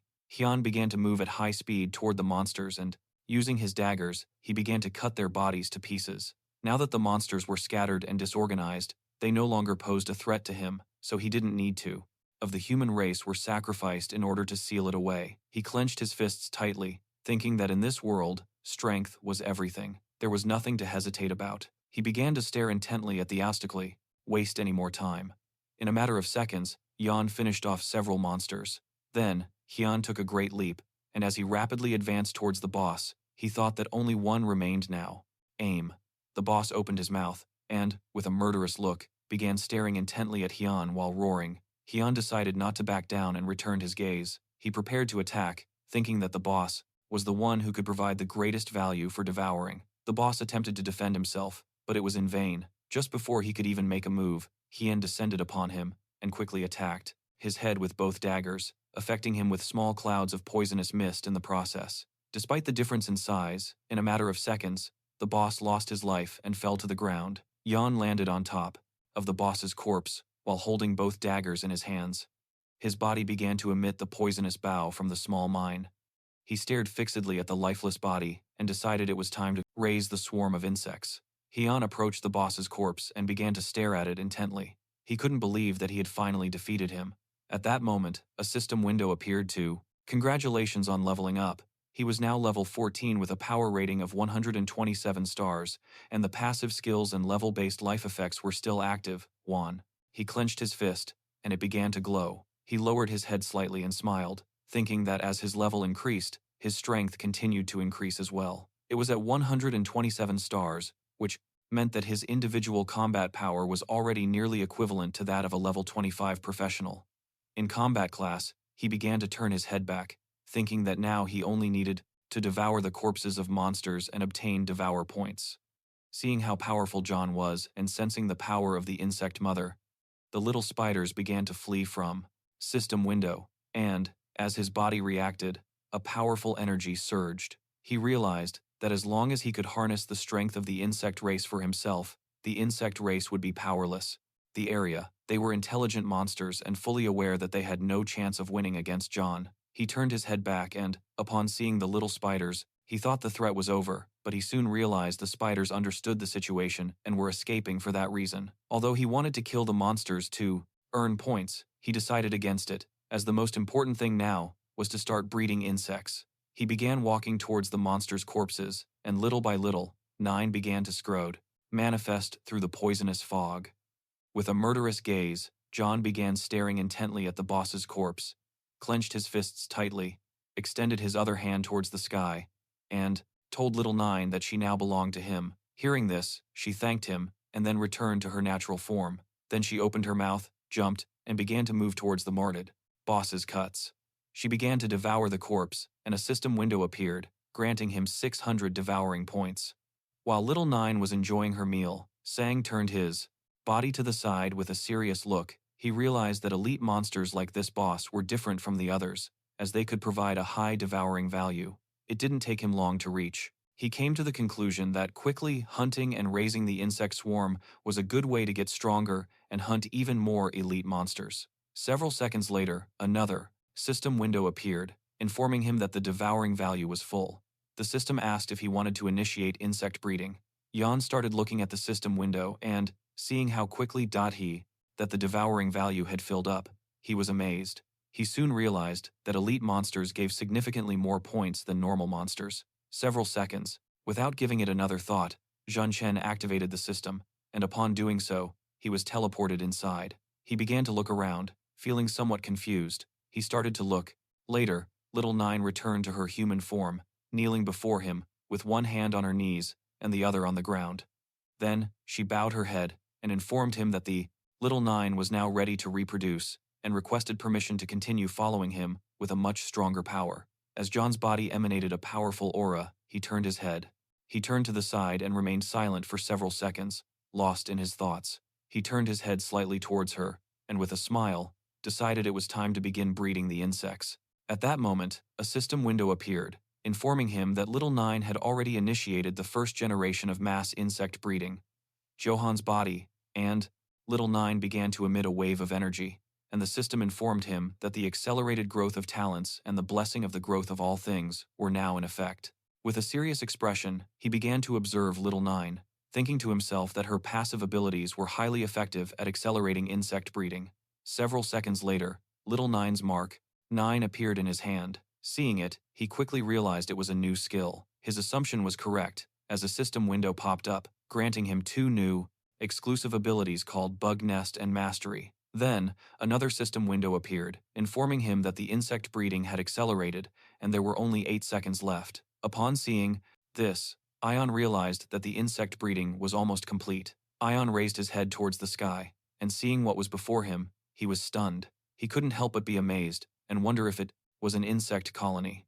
In front of him was little Nine, with both hands extended to his sides, and thousands of insects appeared, reproducing at a rapid pace, and, moving forward, he raised a hand to his head to shield his eyes, realizing that before him lay his own sea of consciousness, where a large spirit tree stood. Upon seeing it, Jian Chen began to fly around him. The system congratulated Ion on successfully completing the reproduction of the first insect swarm. According to the system, there was a total of 2,300 insects. Jan turned his head to the side, and as he watched the insects, he began to smile, thinking the number was truly impressive. He couldn't believe that the insect's first reproductive cycle, the insects could reach over 2,000 offspring. This was only the first generation. He didn't know what would happen in the third or fourth. One of the insects approached John, sensing his presence. It turned its body towards him and began to caress his head. He really liked these insects. However, their abilities and their small eggs were different. He realized that the teen insects had also acquired some new abilities. The insect's status window appeared. It was called Nine-Winged Son of Miasma and had 4 skills. The first was Poisonous Fog, which allowed it to corrode and devour everything it touched. The second was Camouflage. This ability allowed it to camouflage itself using the reflection of its wings. The third was Frenzy. When using this skill, the devouring stat was continuously consumed to temporarily increase strength and speed. The fourth and final skill was called Self-Destruction. This ability allowed him to explode his body, releasing toxins and causing massive damage in the process. Ion thought the Camouflage and Self-Destruction abilities seemed quite useful. Lost in his thoughts, he was approached from behind by little Nine, who gave him a hug. He snapped out of it when he heard her voice, opening his eyes with a smile. Hyun came out of his trance, turning his head slightly towards her, unable to help but smile and feel at ease. He turned to face her fully, began to caress her head, and thought with a smile that she seemed to have wonder if this was his talent, surprised that it took the form of a tree. Further ahead, Jian Chen noticed he possessed several S-class talents, including Evolution of All Things, which changed, but not by much. Nine closed her eyes, placed her hands on his chest, and with a joyful smile, informed him that she had finished the insect breeding process. Then, she took his arm. Holding John with both hands, she told him that she wanted to rest. Hearing this, he asked her what she meant by rest. At that moment, her body began to disappear. John turned his head slightly. He looked towards his hand, and, seeing this, became somewhat confused. He began to wonder where she had gone, and at that moment, a system window appeared to inform him that little Nine had returned to the insect nest. John started looking at his hand and couldn't help but smile and feel relieved. The system space was incredible. It was a space that could house swarms of insects. Now, no matter how many swarms there were, they could all hide within the system. so John would no longer be afraid of being discovered by anyone.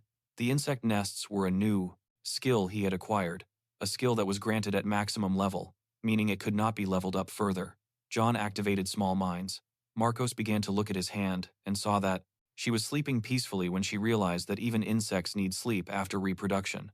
Hyun recalled that he had just acquired a new skill called Domain, so he decided to test it out and see how it functioned. He reached out to the side and activated the skill. As he did, his body began to emit a powerful and overwhelming energy, and his eyes began to glow. Once Hyun activated the skill, the insects around him turned their heads and began to stare at him with murderous intent. Hyun turned his head towards them, and with a predatory gaze, he realized how this ability worked. He stretched his hand towards the sky and began to absorb the insects. This new ability allowed Hyun to control, had to touch a blue magic crystal. Several students touched the crystal. A student named Wangi, from the third-year class, failed to awaken a class and was labeled as talentless, required a sacrifice. They could be used once every 10 days, with a limit of 1 use per target. The first talent was called Fruits of All Things, obtainable through sacrifice. The swarm of insects. He glanced at his hand, thinking that using the skill was as easy as moving an arm. With his eyes shining brightly, Hyun began to look ahead, and was surprised to see that by using this ability, he could also use the senses of insects. Now, John could perceive the world in the same way that insects do. Looking around, he saw that this place was teeming with monsters hidden and ready to stalk their prey. John turned his head to the side, and observing the behavior of the insects, he couldn't help but smile. He realized that they were excited as well. With a murderous gaze, John, through the insects, began to stare intently at the monsters, while his body was surrounded by small clouds of poisonous mist. He gave them the order to attack, as it was time to test his new abilities. Upon hearing his order, thousands of insects destroyed a nearby building into pieces in order to attract the attention of all the monsters in the area. His plan worked, as all the monsters near the area turned their heads toward their location and slowly began to approach to see what it was happening. So he decided not to wait any longer and went after the monsters, his body releasing the poisonous mist. Little Nine began to approach the monsters, who soon realized what was about to happen. They tried to escape, but it was already too late. Just before they could even move, the poisonous mist began to rapidly close in on them. Within seconds, the poisonous mist clung to the monsters and slowly began to corrode their bodies, causing them immense pain. Shortly after, all the monsters that had been affected by it lost their lives and fell to the ground. Now that they were dead, the poisonous mists began to slowly devour them. Hyun approached the corpses and began to consistent. Yun-chan could advance the fruit growth progress, and a special fruit could randomly drop. His second talent was called Enhanced Growth, an ability that allowed him to increase the look at them attentively. With the insect swarm, there was almost no need for him to act. Now, the range of the poisonous mist was much greater, and it devoured its targets more quickly and extensively. Furthermore, he now had shared vision, thanks to the skill called Mastery. Ordinary monsters could no longer hide from the insect swarm. Hyun turned his head to the side and observed how Little Nine's poisonous mist slowly devoured the corpses of the monsters. He began to smile, thinking that he would soon be able to breed more insects. He remembered that he hadn't checked exactly how much devouring value was needed for the next insect breeding. Thinking about this, he opened the system window. Seeing what had appeared on the system interface, Jan was stunned and began to wonder what was happening and what that was all about. At the same time, a man arrived at an abandoned warehouse near Juan's location and informed his leader that he had already returned. At the same time, a man arrived at an abandoned warehouse that was near where Juan was and informed his leader that he had already returned. Seeing that there was, upon returning, the leader questioned why he was so late and ordered him to quickly report what was truly happening within the spider nest. This man was wearing, hooded, with green hair. He appeared quite frightened.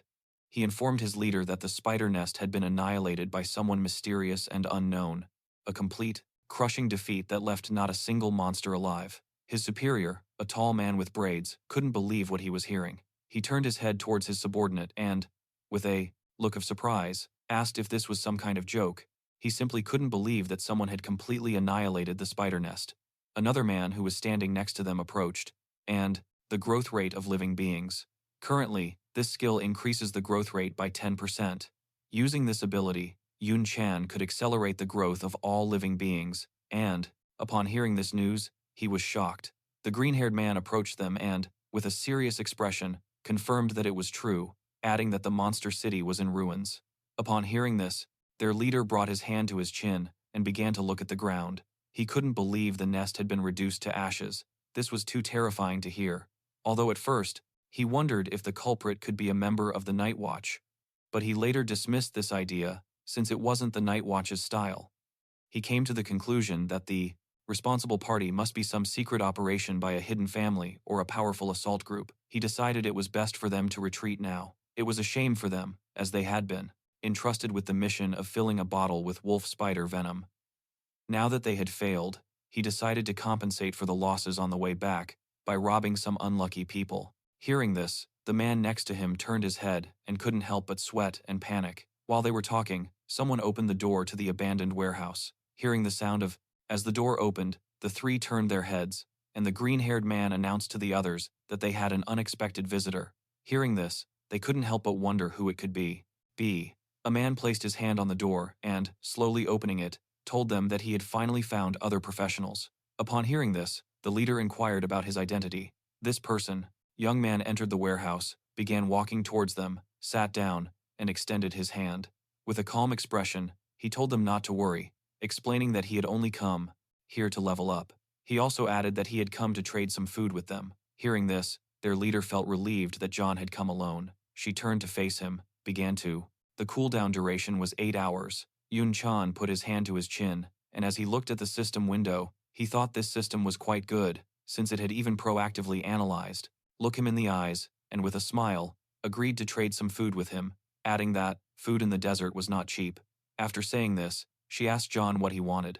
The expression of the man beside him changed drastically as he adopted an offensive stance and began to glare at John. Jian approached, and the leader began to look him in the eyes, and with a smile, he told him not to worry, adding that he had some very good items for exchange. Upon hearing this, the man's expression changed drastically once more, and he began to look at John, unable to suppress a smile and feeling curious about what he wanted to exchange. The leader ordered John to show him the items he possessed. At that moment, the two men surrounded Jian, and with smiles, they began to draw their weapons. He simply turned his head slightly towards them and couldn't help but smile. From the beginning, he knew that he couldn't trust them, so, without a second thought, he activated the ring and extended his hand towards them. In the blink of an eye, several spiders emerged from the ring and, with piercing gazes, began to look at. Jian turned his back to the men and, in a mocking voice, asked if their wares were of good quality. Seeing the spiders, the men brandished their swords once more, took a few steps back, and they were put on high alert, their anxiety rising. The men began to stare at the spiders and couldn't help but sweat and feel afraid. They recognized them as wolf spiders and began to wonder if they would have been annihilated along with the spider nest. With this thought, they began to wonder if John was the one who had killed all the spiders. John's current level was 17. He turned his head slightly. He turned his head towards them, began to look at them with an overwhelming gaze, and with a smile, asked them not to think he was unaware of their intentions. After saying this, John sat down on a rock, proactively analyzed his talent. Although these talents seemed to lack combat ability, each one could be applied to his system. While he was distracted, a system window appeared. He turned his head slightly towards them and calmly revealed that he was now very angry, so he advised them to grab their weapons and leave immediately. Hearing this, the men grabbed their belongings, turned their backs to John, and started running while apologizing for bothering him, adding that they would leave immediately. Several minutes later, once the men had fled, from the warehouse, John reached out to the side, releasing small clouds of poisonous mist. He gave the order for the insects to come out, while John sat on the rock, resting on one arm. Resting on his knee, he raised his hand and used poison mist to release the insects. They began to fly around him with a murderous glint in their eyes, searching for any hidden threats. John began to drink some of the soup the man had left behind. He was getting hungrier and hungrier, and thought he should have known better. When he obtained Little 9, he didn't expect that leading the swarm of insects would have such side effects.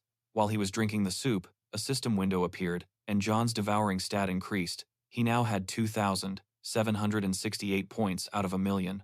The system, he advised him to increase the value as soon as possible. Originally, he had thought that the devouring value would increase faster after the insect swarm doubled in size, but I didn't expect that the devouring value of the next reproduction would also double. This complicated things greatly for John, since the devouring value that a boss could provide was now. It was just a drop in the bucket. Even if he eliminated all the beast nests outside the city, it wouldn't be enough to fill the devouring value for the next spawn. John began to. He looked at the ground, lost in thought. He had heard that the beast nests and secret realms controlled by the Night's Watch were not going to be made public, which, asking him if he wanted to begin summoning the mother insect. Without hesitation, Jian Chen asked the system to summon the mother insect.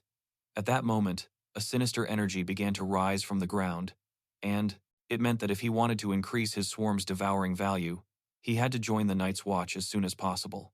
He began to look at his hand and saw that little Nine had not yet.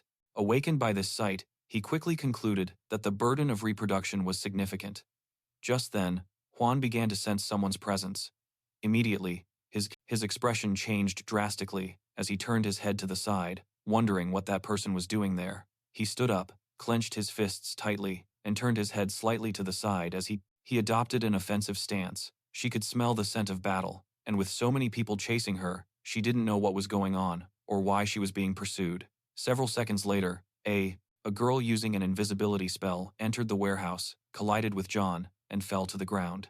It was the same girl as before. She leaned on the floor with one hand and began to touch her head with the other because it hurt. Hien turned his head toward her and, looking confused, began to wonder why he had encountered her again while the girl was lying on the floor.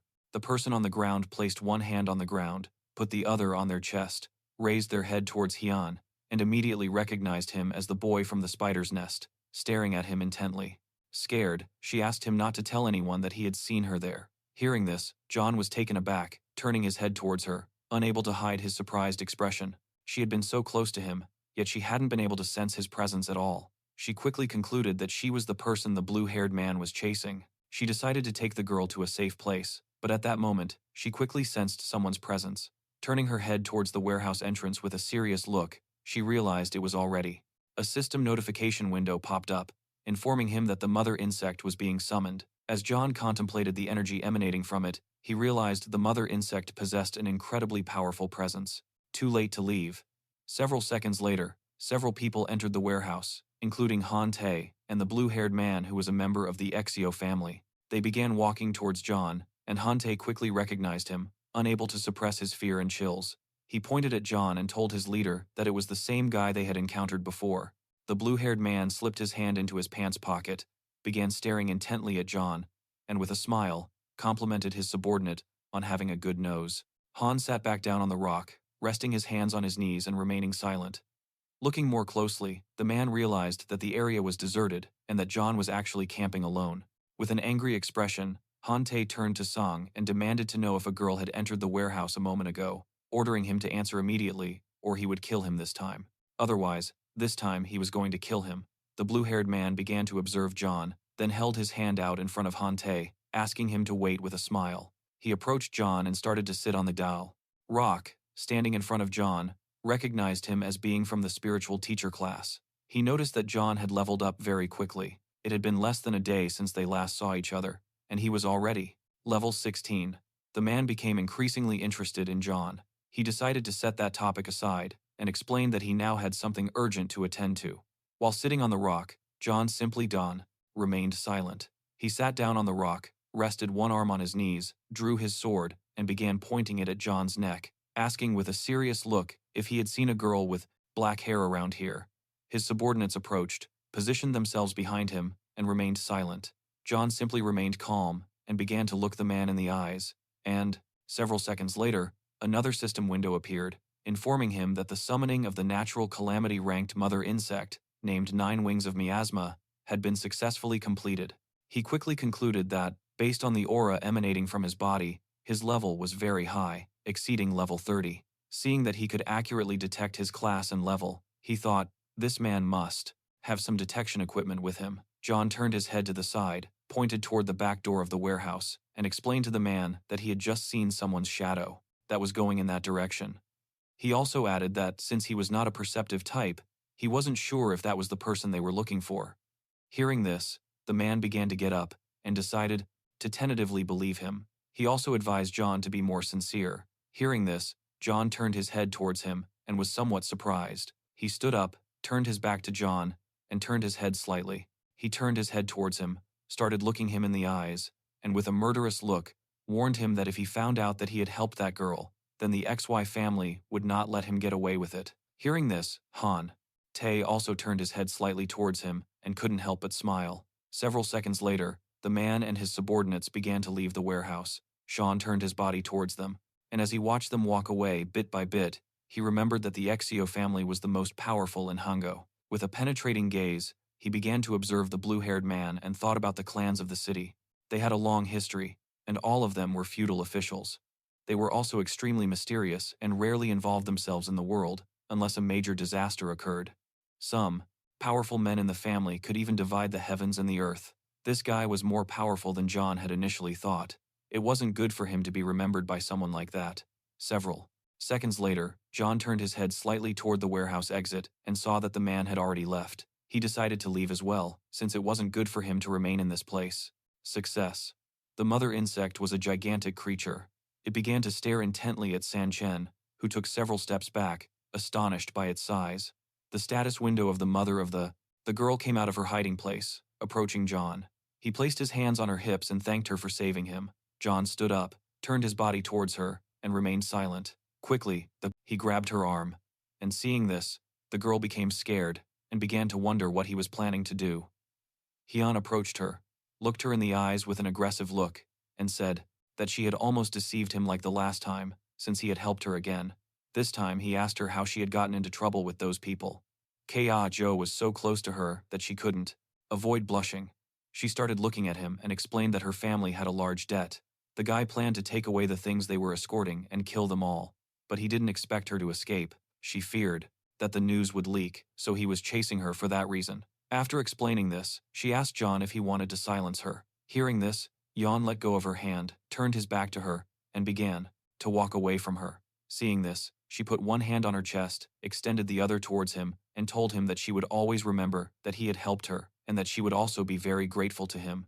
As he distanced himself from her, he closed his eyes, clenched his fists tightly, and told her that he didn't want to get involved in her affairs. At that moment, John's eyes snapped open as he thought that something was wrong. The girl also noticed, and her expression changed drastically. With a fearful look, she revealed that someone had just placed a barrier spell around the warehouse. Just then, someone outside the warehouse ordered their subordinates to move out. Hyun began to look towards the warehouse entrance, realizing that escape was now impossible. He knew that even if the girl claimed she didn't know him, they wouldn't believe her anymore.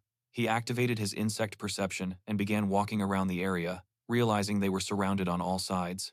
Insects appeared. She was called Nine Wings of Miasma, from the abyss. She was known as the Sovereign of Death, a former calamity who could bring about catastrophes as devastating as natural disasters. With a serious look, John began to stare towards the entrance of the warehouse, ready to face any adversary on the other side. The girl got scared and clutched her hand to her chest for several seconds. Then the blue-haired man and his subordinates appeared. Murderous auras began to emanate from their bodies, and with piercing gazes, they stared at John, ready to finish him off. He knew. Knowing that John had lied to him, he approached, staring him straight in the eyes, and ordered him to hand over the girl. He called John a bastard, told him he knew he had lied, and gave the order to his subordinates to catch the girl. With a serious look, John simply stared back at him and remained silent. Upon seeing the blue-haired man, the girl's expression changed drastically. She began to look at him, unable to help but feel scared and terrified at the same time. She explained to John that he had already taken everything from the Leal family. After saying this, she asked the man why he was so eager to kill her. He began looking at the girl and calmly asked her if she really needed a reason. Hearing that she belonged to the fanatical Lily Luo, John turned his head towards her and began looking at her intently with a serious expression. Hien and the girl were on the second floor of the abandoned warehouse, while the blue-haired man and his subordinates were on the first floor. She clenched one fist while extending her other hand to the side.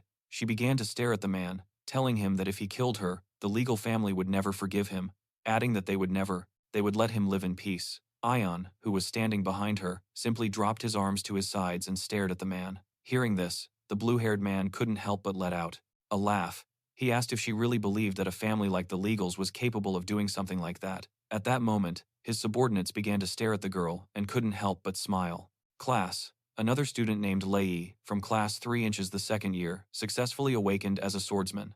Another student named Hong Gao, also from class 3 inches the second year, successfully awakened as natural, and then disappeared during the Third Era. Her current devouring value was 0%. John had 100% affinity with the mother insect. John had to proceed with the devouring process, and, with one hand on his waist, he lowered his head, put his other hand over his face, and couldn't help but laugh at the thought that a second-rate family with a little money actually thought they mattered. Seriously, he even revealed to the girl that without the protection of the XYO family's ancestors a century ago, the Leo family would have been annihilated a long time ago. Upon hearing this, one of his subordinates drew their swords, and the other began to laugh. Jian Chen crossed his arms, staring intently at Hyun, and couldn't help but smile. After saying this, he removed his hand from his face and raised. He lifted his head, and with a serious look, told him that, in the eyes of the XYO family, they were no different from humble peasants. He also added that to him, they were nothing more than livestock that the XYO family could sacrifice. Hearing this, Hien turned his head towards him and, with a look full of hatred, began to stare fixedly at him. He couldn't help but get angry. He couldn't believe that a person could be so arrogant. The man extended his hand forward, and a powerful red energy began to emit from his palm, rising towards the sky. Then he looked at the girl, and, with a smile, he questioned what he could investigate regarding the XYO family, considering there was seemingly nothing to find. Moments later, the energy he had unleashed began to form a powerful barrier encircling the warehouse. Abandoned. This ability was known as the XYO family's dragon prison formation. The girl gazed at the sky, placed a hand over her chest, clenched her fist, and couldn't suppress her astonishment and panic, because now she was unsure how she would escape from there. Juan looked up and, upon seeing the barrier, was visibly amazed. Before him, the blue-haired man was proving to be quite interesting, while Johan and the girl were positioned on the second floor of the abandoned warehouse. Hinte drew his sword, fixed his gaze on the girl, and, preparing to attack, instructed the others to listen. Start raising the next generation of insects in order to unlock skills. The mother insect then approached John, who was completely amazed, and he began to wonder why she was so enormous. The mother insect began to attentively to the young master and to ensure that no one was left alive. The others responded with an understood. The blue-haired man standing beside Leon Tay simply remained where he was. Silence fell for several seconds, then Jeon Tay prepared to attack, but at that moment, the blue-haired man stood in front of him and raised his hand to signal him to stop. Then he began to stare at Sang, and with a smile, told him that the girl from the legal family had to die today if he was still interested in Jean, as he was fully aware that she possessed the divine rank creation class. After saying this, while still looking at Sang, he explained to Hangai that the creation class called Spiritual Master was a very, very rare profession. He wasn't like other people who didn't know what it was. He extended his hand to the side and, with a smile, decided to give John a chance to obtain everything under heaven today. He extended his hand towards Hyun and gave him the order to capture the girl in exchange for sparing his life so that he could serve the XY family. After saying this, he asked John what he thought. Upon hearing this, the girl with her hands on her waist couldn't help but be surprised, dropping her arms to her sides and remaining silent for several seconds. John began to look at the Suelo couldn't help but smile and praise him, since the bastards of the XYO family were truly good at making proposals. The girl turned her head toward him, and upon seeing this, she couldn't avoid being scared, wondering if Johan was really going to accept his proposal.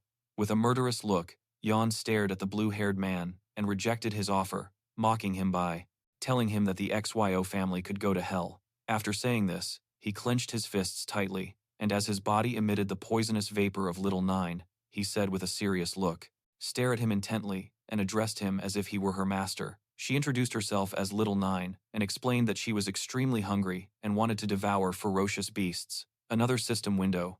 That he refused and also asked if he could come after him if he was looking for a fight. The girl turned her body towards Juan, brought her hands to her chest, and seeing that his body was surrounded by the vapor, Poisonous couldn't help but take a few steps back.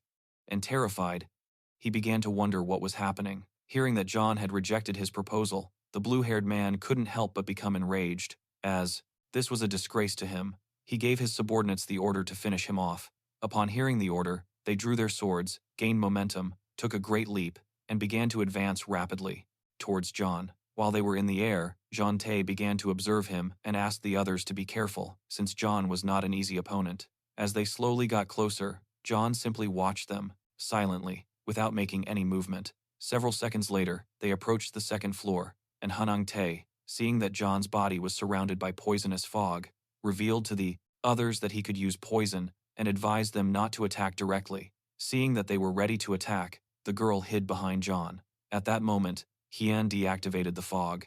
Poison extended her hand towards them, and as green energy enveloped her body, she began to stare intently at Hanang Tai with a serious expression, revealing that she could use not only poison, but also the skill derived from her talent. Seeing this, the girl took several steps back, placed her hand on her chest, turned her head towards the young people, and couldn't help but feel somewhat confused, since she didn't know what that power was. In the blink of an eye, several green spiritual roots began to emerge from the ground. Yante approached, gripped the sword with both hands, and prepared to attack. But at that moment, he looked at the ground and, upon seeing the spiritual roots, was shocked and couldn't help but wonder what that ability was. The spiritual roots grew enormous and appeared to inform him that the mother insect's growth rate had increased by 10%.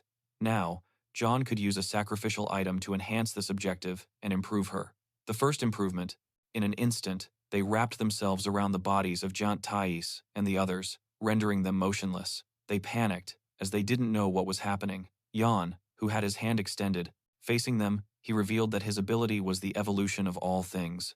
Little by little, the spiritual roots began to tighten around Hian Tai's body.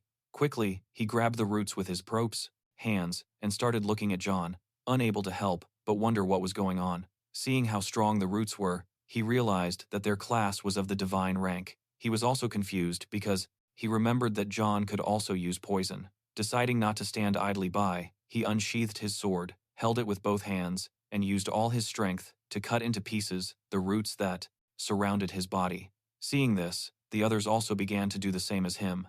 He advised them to attack the root, since they were very fragile. The spiritual roots began to fall to the ground, near the blue-haired man, who began to push them away using his hands. It didn't take him long to realize what was happening. With a look of surprise, he yelled and called Jonte an idiot, explaining that it was merely a distraction. He also added that John was ready to attack. John took advantage of Hante and the others being distracted to release the insects, which began to stare at them with a penetrating gaze. As his body became enveloped in poisonous mist, he reached out towards the side that was watching him intently and explained that it was already too late. The girl sat on the ground, propped herself up with a hand, and raised her head. She was surprised to see the insects. While Han Te's subordinates were busy cutting the roots, the insects began to approach them. He turned his head to the side, and upon seeing the insects, his expression changed drastically. He couldn't help but sweat and be surprised, wondering what those things were. Would not consume any sacrificial objects thanks to his unique talent. John raised his head slightly, and as he looked at the system window, he realized that now that he didn't need to use insects began to move at high speed and started attacking them. Han Te blocked the attack using his sword, but unfortunately for him, the insects were so strong that, in a matter of seconds, they destroyed his sword. Seeing this, he was shocked, unable to believe that John had destroyed his weapon. Looking closer, he realized that it wasn't poisonous fog, but rather summoned monsters. At that moment, an insect began to approach him from behind, preparing to attack. He raised his head, and upon seeing this, surprised, he began to shout, revealing to the others that this poisonous mist was actually coming from the monsters. He concluded that he couldn't dodge the attack. Ion, who had his hand extended towards him and controlled the insect, began to look at him with a murderous gaze, unable to help but smile, seeing that he had finally caught him. Just before the insect could attack Jonte, someone approached him, placing their foot on his shoulder, calling him trash, and telling him to get lost. He turned his head to the side and looked somewhat confused upon seeing her. Seeing this, John was also somewhat confused. Amazed, he realized this person was none other than the blue-haired man. He drew his sword, gripped it in one hand, gathered momentum, took a great leap, and as he advanced, John used the first form of the 9 Cayman's forms. As he did so, his body began to emit an orange aura, while John's body was surrounded by the poisonous mist of the little 9 simply remained silent. The girl sitting on the floor next to him covered her mouth with her hand, terrified. John raised his head towards him, and seeing that he was faster than the poisonous fog, he couldn't help but clench his teeth tightly and sweat. He used the XY family's secret technique, called chasing dragons. At that moment, a dragon made sacrificial object. There was absolutely no time to waste. Without any hesitation, he asked the system to upgrade the insect mother. The mother insect's body began to be enveloped in a powerful green light, and as of spiritual energy manifested and began to stare intently at John. He clenched his teeth tightly and attacked. His attack was so powerful that it completely destroyed the area where John stood, and in the process, he created a smokescreen. Meanwhile, he held the sword in one hand, extending it towards Juan, and staring intently at him, he called him a bastard with a smile. He knew it was going to be difficult to face him, but luckily, his level wasn't very high, and his speed wasn't fast enough. He thought he would be able to defeat him with just this sword, but to his surprise, several magically seconds later, once the smoke dissipated, his expression changed drastically. He was in shock, unable to believe what his eyes were seeing. Luckily, John was still alive thanks to the girl using her hidden profession, a skill. She called it Terminal Shield, and created a shield around them. With her hands extended towards the shield, it began to crack. She closed her eyes, and as blood poured from her mouth, she explained to John that it hurt a lot. The girl behind her began to look at her with an expression of surprise and astonishment. She realized that he was actually the defensive type. The blue-haired man had forgotten about her, but now, seeing that she had blocked his attack with the shield, he couldn't help but become enraged and began to glare aggressively. He gritted his teeth tightly and prepared to attack once more. John began to observe him, thinking it was a good opportunity to strike, so he reached out to the side, releasing the poisonous fog. Several seconds later, it landed on the ground. At that moment, several insects began to rapidly approach him from behind. One of his subordinates, who was lying on the ground, reached out to him, calling his attention to warn him to be careful. While holding the sword in one hand, he turned his head back, and, seeing that John watched this, and thought that since she needed to devour to level up, pleasing her wouldn't be easy. The mother insect's body began to emit a powerful aura, and insects were rapidly approaching. He became alert. At that moment, he grabbed one of his subordinates by the hood. Seeing this, the subordinate was somewhat confused, as he didn't know what was going on. Passing by, he held his sword in one hand, while using the other to grab his subordinate by the hood, pulling him in front to act as a shield.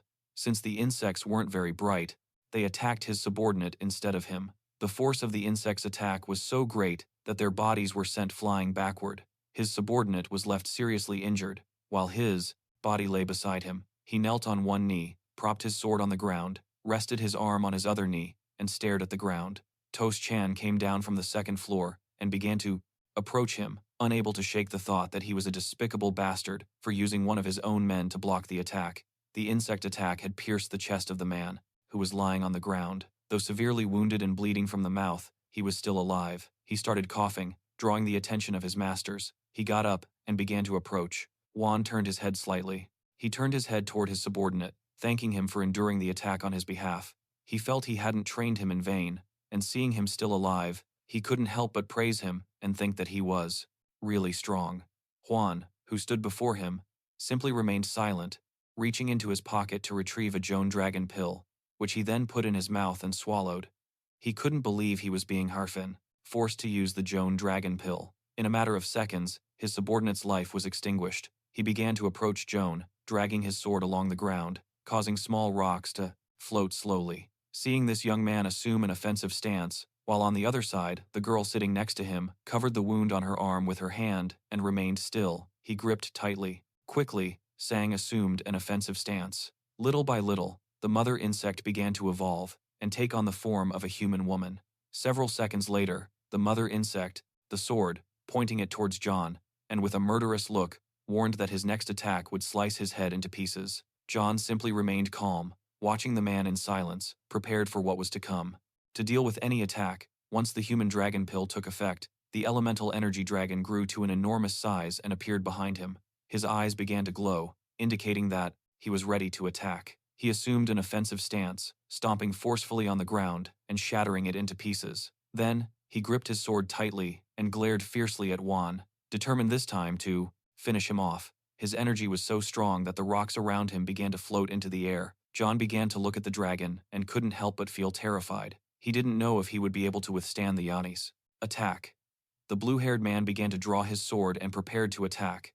This time, he decided to use technique number 2 of the 9 calming styles. At that moment, he used the Plead for Mal's skill called the Downward Slash of Dragons and launched a powerful attack towards John. As he did so, a powerful energy began to emanate from his body, and in the blink of an eye, the dragon Elemental energy began to rapidly advance towards him as he opened his mouth, preparing to finish him off. At that moment, the girl stood in front of John, extending her hands towards the attack, and with a determined look, she used the Eternal Earth Shield once again. John put his elbow in front of his face and turned his head towards her, and seeing that, despite being injured, she was willing to block another attack, he couldn't help but feel somewhat surprised. In an instant, a green shield appeared around them. Seeing this, the spirit dragon began to attack the shield, breaking part of it, floor, and creating a smoke screen in the process. While she had her hands extended towards the shield and was blocking the attack, she closed her eyes, clenched her teeth tightly, and explained, "Evolved successfully." Her body began to emit a powerful aura. She had white hair and wore armor. With a murderous look, she began to stare intently at John and slowly started to advance towards him. Explained to John that because the man had taken the X family's secret dragon and the pill, the dragon's strength had now multiplied several times. Now, the shield wouldn't be able to withstand the attack at all, meaning they were doomed within seconds. Little by little, the shield began to crack. Seeing this, he decided to use his last bit of strength to hold on for as long as possible. John grabbed his cloak with his finger, began looking at the spirit dragon, and couldn't help but be amazed, thinking the blue-haired man was really strong, since each blow from the dragon was a deadly move. The previous attack had already been astonishing, so he didn't expect him to unleash such power. The blue-haired man jumped, approached them, and began to stare intently at John. When he saw that the shield was beginning to crack, he couldn't help but smile and used the dragon descent slash multiple times, launching powerful slashes towards the shield. John returned his gaze and stretched out his hand towards the sky, activating the Mark insect swarm. Seeing that he was a ruthless and powerful person, he decided to show no mercy. Several seconds later, after the girl's shield shattered, several thousand insects began emerging from Johan's hand and filled the sky.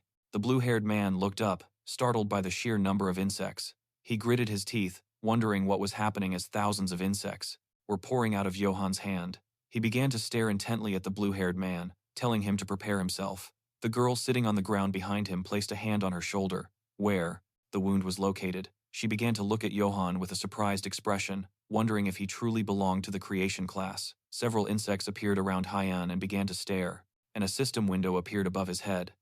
The new Plague Queen had undergone a vital transition and leveled up. Along with leveling up, she acquired new, at the blue-haired man, poised to attack. Johan began to approach him, giving the order for the insects to attack. Hearing this, he gritted his teeth and couldn't help but panic. He knew, if so many insects attacked him at once, he wouldn't stand a chance of winning. Hearing John's command, the insects began to move towards him, preparing to attack.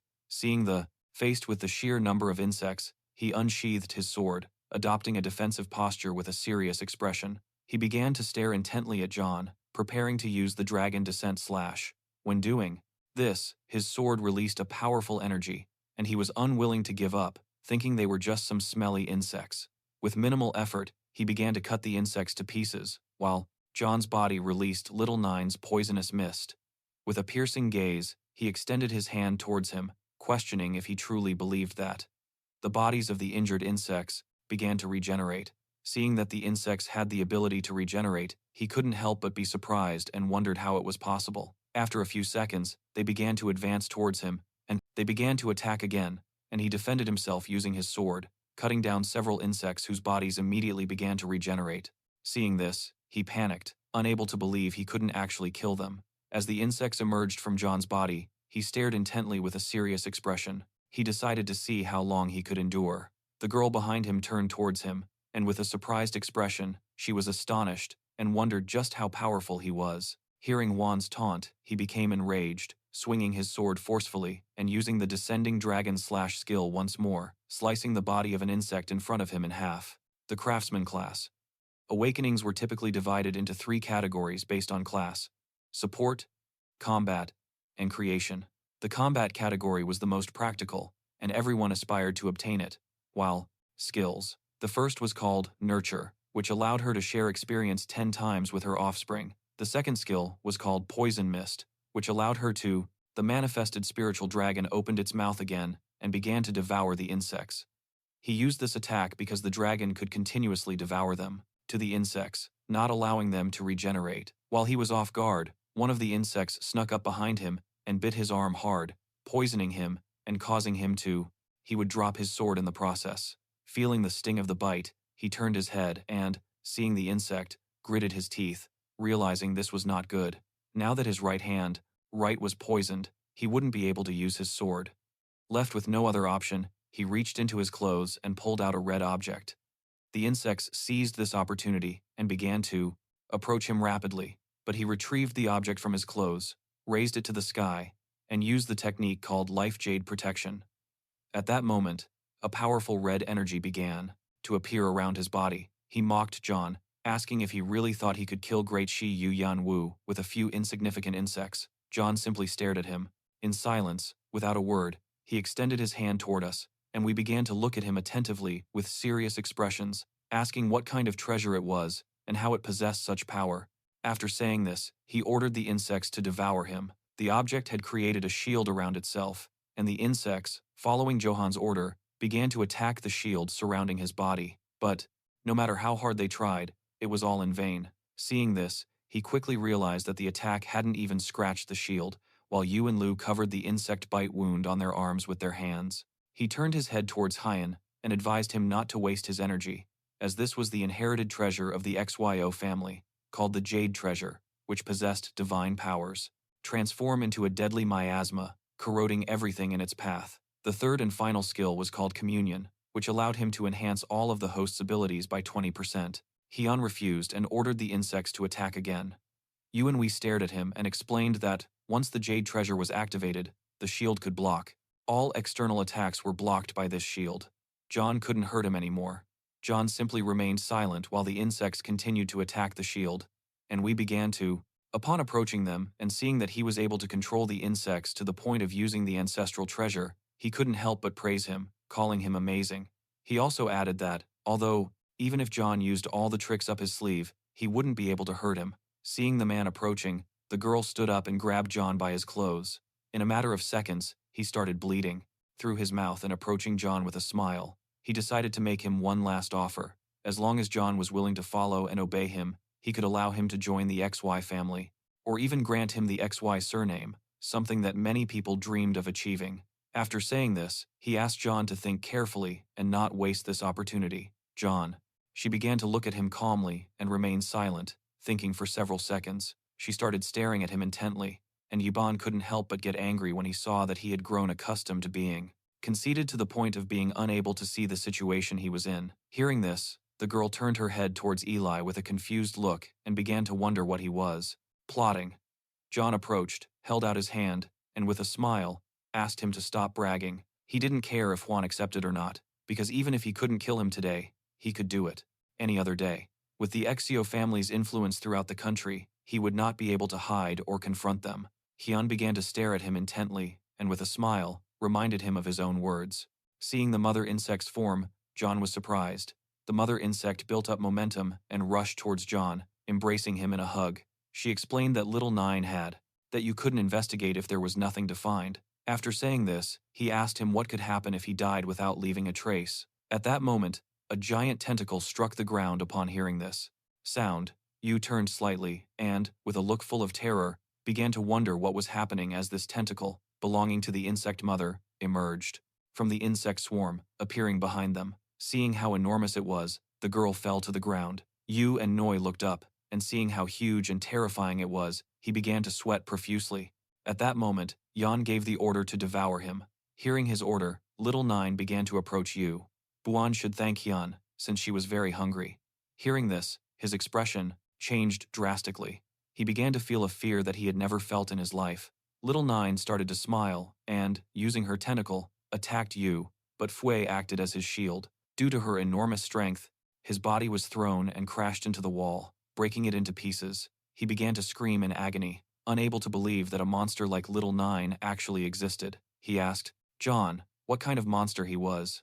With a calm look, Yan explained that Little Nine had just finished reproducing, so he and Jade were exactly what she needed to satisfy her hunger. Little Nine began to punch him repeatedly, and Yan, using his tentacle, created a large smoke screen in the process. In a matter of seconds, the shield began to break into pieces. He opened his mouth and began to scream in pain, wondering why the shield had broken so easily. He started bleeding from his mouth and fell to the ground, unable to believe this was happening. Now, the fate of the Shi family, Yan, and Jade were going to disappear. Now that the shield had broken, the little minds began to stare at him. She began to move her tentacle toward him and decided to deal the final blow. Evolved, and John was a little confused because he didn't know what was happening. He turned his head slightly towards her and couldn't help but blush when he saw that the mother insect had evolved too. With a cold expression, John remained silently observing this.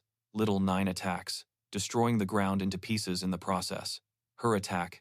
It had been so powerful that all that remained of its human form was a pool of blood. She began to lift the tentacle from the ground, and John thought that no one should ever find out about this, because you and he were now dead. He began to walk, reaching his hand towards the sky, activated the swarm mark, and gave Little Nine the order to transform.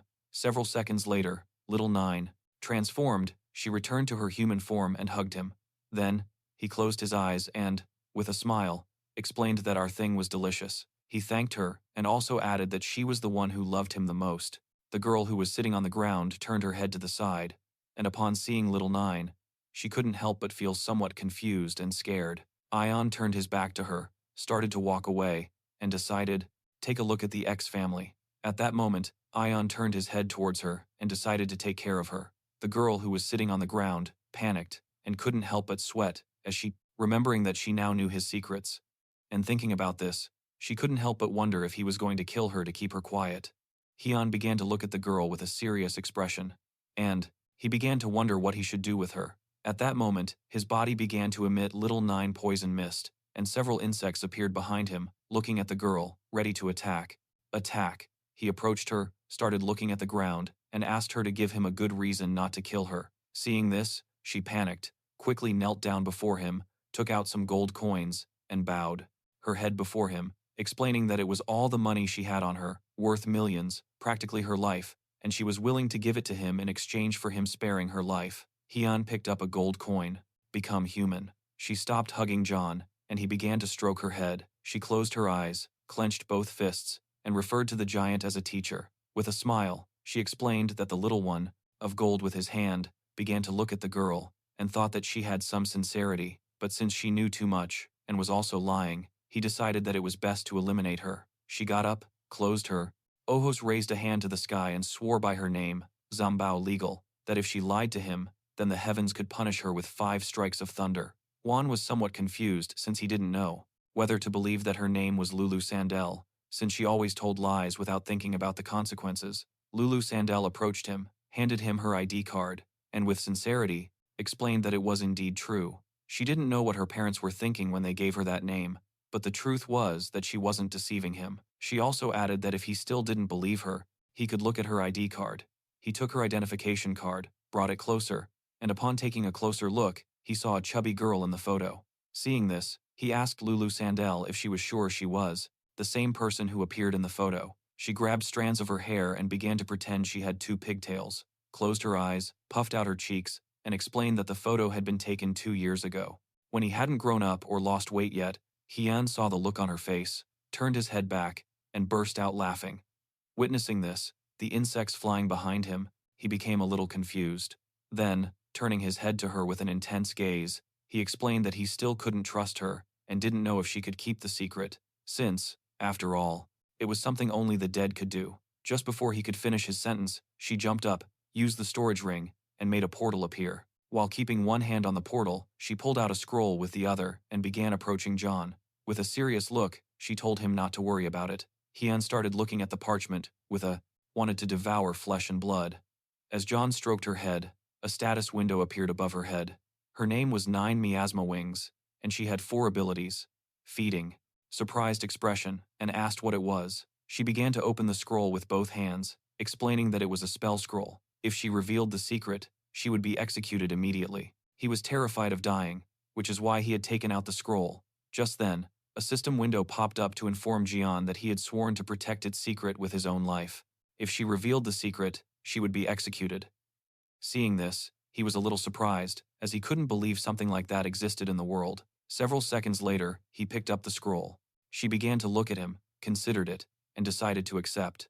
Now that she had signed the confidentiality agreement, he decided not to kill her for the time being. Hearing this, she thanked him and turned her head towards and asked her how much that scroll cost. She put her finger on her cheek, started looking at him, and revealed that its approximate value was about 10 million. Jian tightly grabbed the scroll, began to approach her with a furious look, and thought that this meant she had just used the only valuable thing he had in his storage ring. He thought he was going to die. So she started waving her hands and told him that if he escorted her home, her parents would treat him well and give him even more rewards. Jian turned his back to her and began to walk away, to explain that he had to go to the night watch early the next morning, so he couldn't waste any more time. After saying this, he wished her good luck. She got up, and while watching him slowly walk away, she called out to him, asking him to take her home, since her house was much closer than the night watch headquarters. There was a teleportation station, poisonous fog, fury, and fatherhood combined. Its devouring stat was 0. Once the devouring stat bar was filled, it could begin to spawn offspring. It had 2 passive abilities called Near Her House, and she assured him that he would arrive on time. Although he initially refused, he eventually decided to listen to her request, and several hours later, they arrived at the small family mansion. He approached her and told her what had happened to her daughter. Hearing this, she was stunned, as she didn't understand how the Xiao family could not only rob and kill, but also go too far with this lie. Seeing this, she became furious. The man asked her to calm her anger towards him, as he was just an unfortunate soul who had caused her suffering. Several minutes later, we will enter. Andal approached the room. His mother sat next to him, rested her head on her knees, and began to cry. His mother put her hand on her head, and then began to look at his subordinates with a furious look. He definitively decided to take action against the Xiao family. Her husband approached her, looked at her attentively, spread his hands to his sides, and in a serious voice asked her to calm down, since the most important thing was that Andal had returned safe and sound. He also added that the Xiao family was a powerful family in the country, and that they couldn't meddle with them. Being simple merchants, Yan watched silently, deducing that his real name was Luo Sand. His father turned to face John Lei and handed him a black card. She closed her eyes and, with a smile, thanked him for saving her daughter. He also requested that he not discard this black card. The mother turned her head towards him, closed her eyes and, with a pleasant smile, told him that he was their benefactor. She had prepared a meal for him to eat in peace before departing using his teleportation, which was incredibly fast.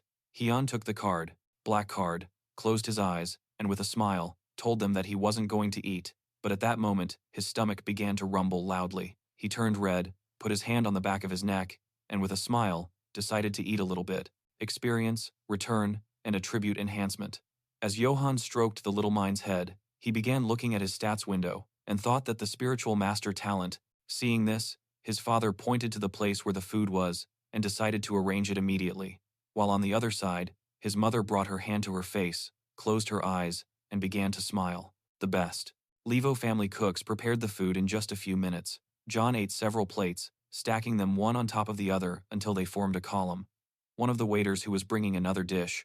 They approached him and, upon seeing him, seemed both confused and surprised at the same time, while John had one hand resting on the table and the other holding a piece of meat, specifically a thigh. He thought that as the number of insects increased, his appetite grew even larger. Beside him, Lubal Sanjar was sitting.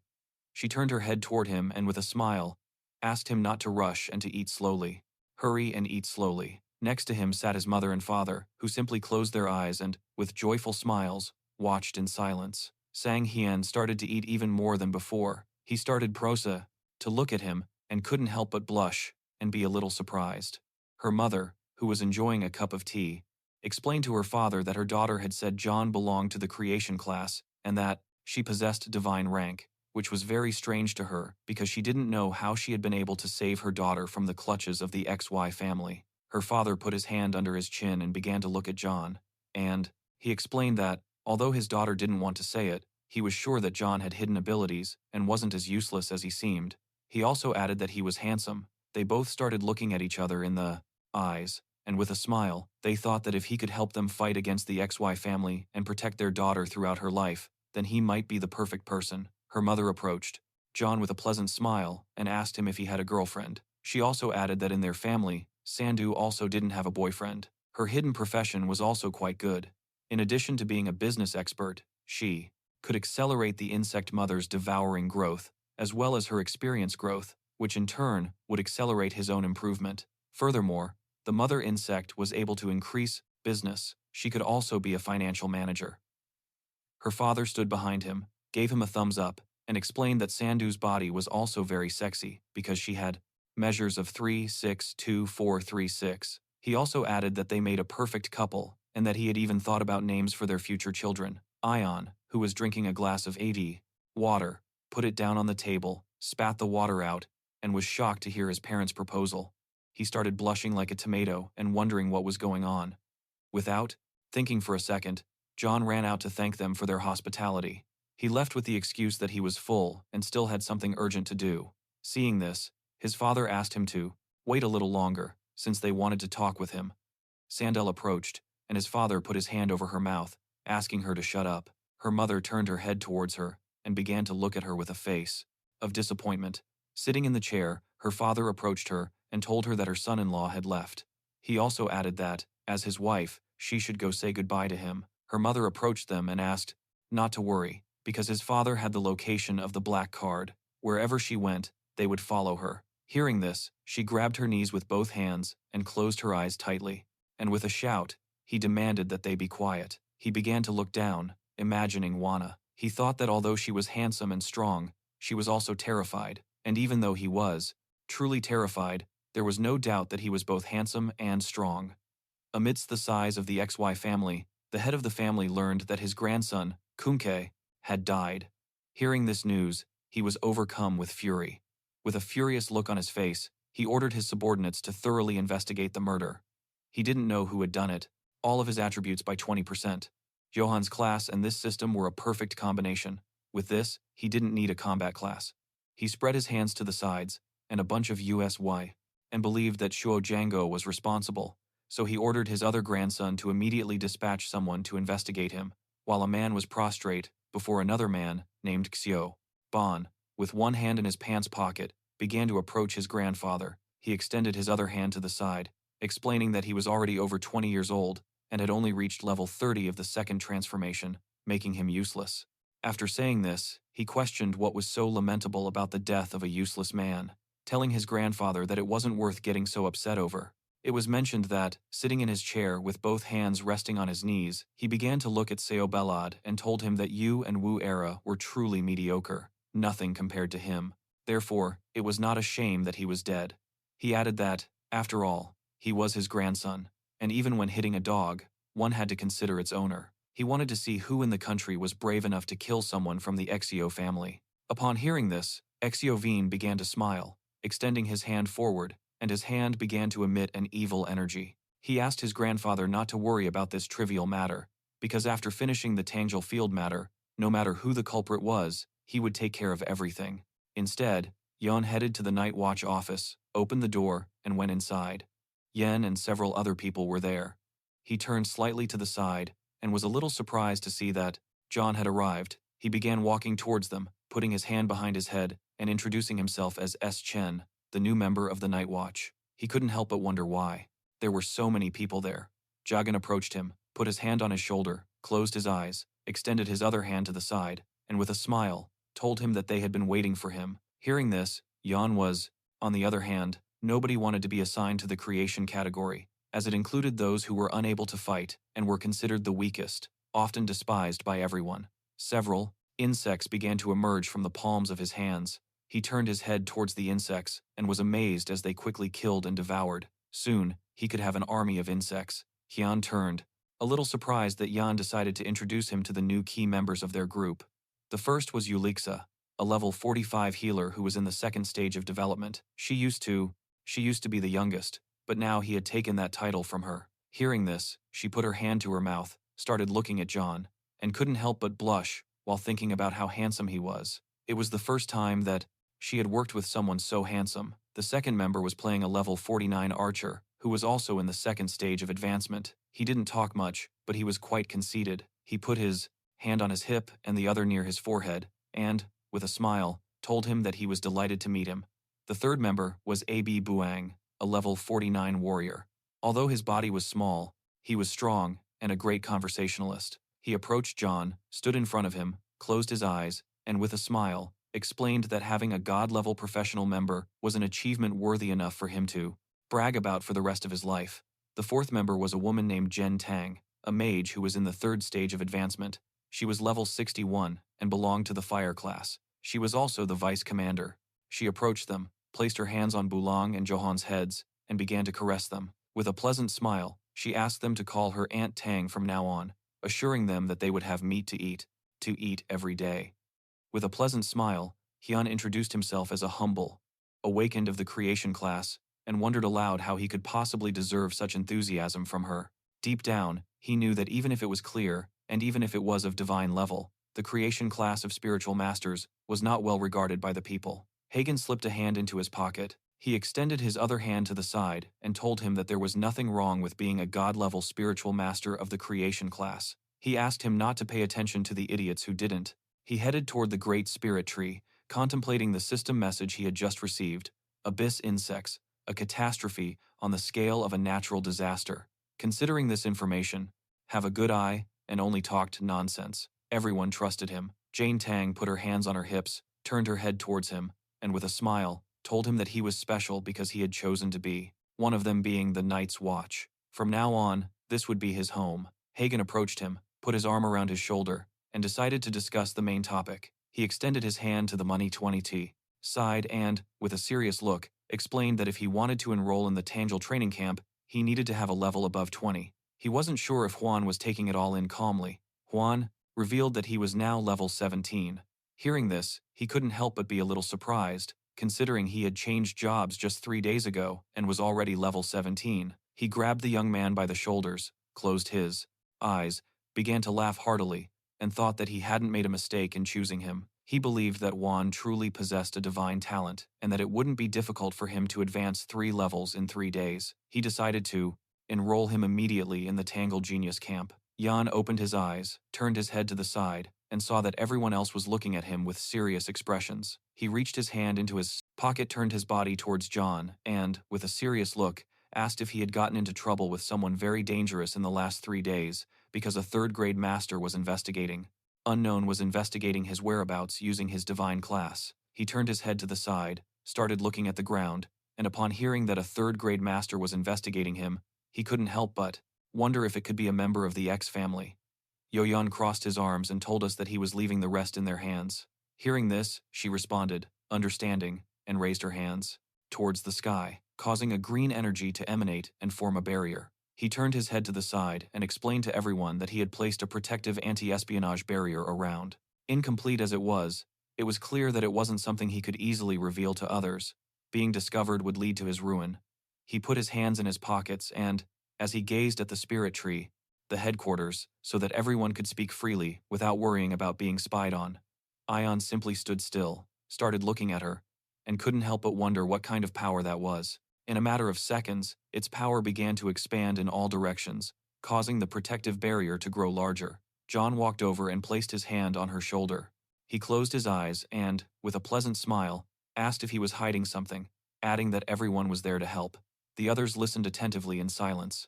John lowered his head and began to touch his live. He held his head with his hand and, with a sad look, revealed to everyone that he had killed XYO Yanbu of the XYO family yesterday. Although he had completely eliminated all traces and disposed of the body, he was not unsure if the XYO family had other methods of investigation and tracking. Hearing this, everyone was stunned. Janan began looking at John with a terrified expression and asked if he really had eliminated a member of the XYO family. Eugen reached out to him, began looking at him with a surprised expression, and asked if he had killed XYO, mentioning his grandson. The cultivator, who was at the 8th stage of Jean Buell Tublin, couldn't help but be surprised and began to wonder just how strong John was to have killed a member of the XY Yan family. Touching his head as he saw their expressions, he realized he had caused trouble for everyone. Hagen began to look at John and explain to everyone that it was well known that the XY family, XY had committed many evil acts. The young members of the XY family had caused a lot of trouble in recent years. He couldn't help but praise John for doing good by protecting the people. He crossed his arms and, with a serious look, recalled that the power of the 8th transformation was undoubtedly terrifying, but, according to what he knew, his youngest grandson, XY Oan, was the most spiritual tree. He decided for the time being to use his class identity as the creation and the poisonous miasma abilities of the insect mother. This would allow him to devour monsters and increase his strength while hiding. Incompetent, and his least favorite. That being said, it was possible that the old man, XYO, that he mentioned, would not personally intervene. Jane Taggett, with one hand on her waist, extended the other. He turned towards him and began to look at him with determination, asking him not to worry. Even if the XY family sent someone, the night guard would protect him, as they were not weak. Hyun began to look at Hia Om with a pleasant expression, unable to help but smile and feel happy. He was an orphan, and although he had neighbors who had helped him since he was little, this was the first time he felt like he truly had a home. Hagen turned his back and started to walk away. Turning his head slightly towards him, he thought that even if Sion was useless, he had probably already reached the second level of cultivation. He quickly approached John, grabbed him by the shoulders, looked him in the eyes, and with a surprised expression, asked how he managed to kill someone who was level 30 inches the combat class when he was a level 17 desert in the creation class. The young man got a little nervous and started sweating, then held out his hand and asked him not to get so excited. It was too much because, in reality, someone had helped him at that moment. Hearing this, Hagen asked who it was that had helped him. John put his hand on the back of his neck, closed his eyes, and with a forced smile, he revealed that the third daughter of the Leo family, who lived in Hungman, had been the person who had helped him. He also added that she had awakened the hidden defense class. Upon hearing this, everyone started looking at John with surprised faces and couldn't help but wonder if he was referring to Leo Sandal, the daughter of the wealthiest merchant family in Haman, the Leo family. Hagen pulled John closer, grabbed him by the shoulders again, started shaking him, closed his eyes, and with a pleasant smile, praised him because, although the Leo family was not a family of warriors, one could not.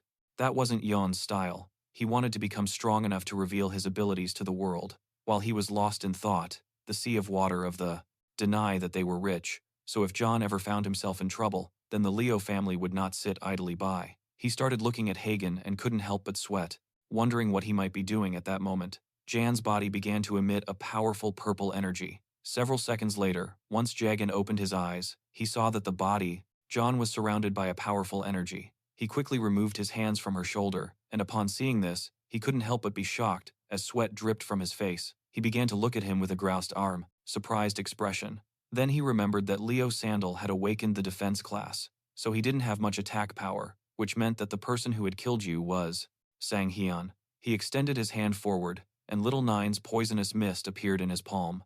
He began to stare at her intently, revealing to everyone that he was actually a person, awakened, specializing in 2 classes. He revealed to everyone that his other hidden class was poisoning. In fact, those standing behind him began to look at him with a surprised expression, and he couldn't help but be surprised and asked what that power was. Hagen tried to shake John's hand, asking how many more secrets he was hiding. Naturally, John pulled his hand away, because in his palm he had Little Nine's poisonous mist, and he explained that it was extremely poisonous. Fearing they wouldn't be able to withstand it, the others remained silent, watching without interrupting. Just before John could finish his sentence, Hagen approached him and shook his hand. Then, he closed his eyes and, with a smile, assured him not to worry because he knew how to defend himself well. From the tiny poisonous mines, these poisons gradually began to make contact with Hagen's hand. Hagen began to stare intently at his hands, and upon seeing this, he couldn't help but wonder what. Consciousness began to stir. Seeing this, the insect mother quickly jumped up and began to fly. As they both watched the water, Yon explained that this could only mean one thing.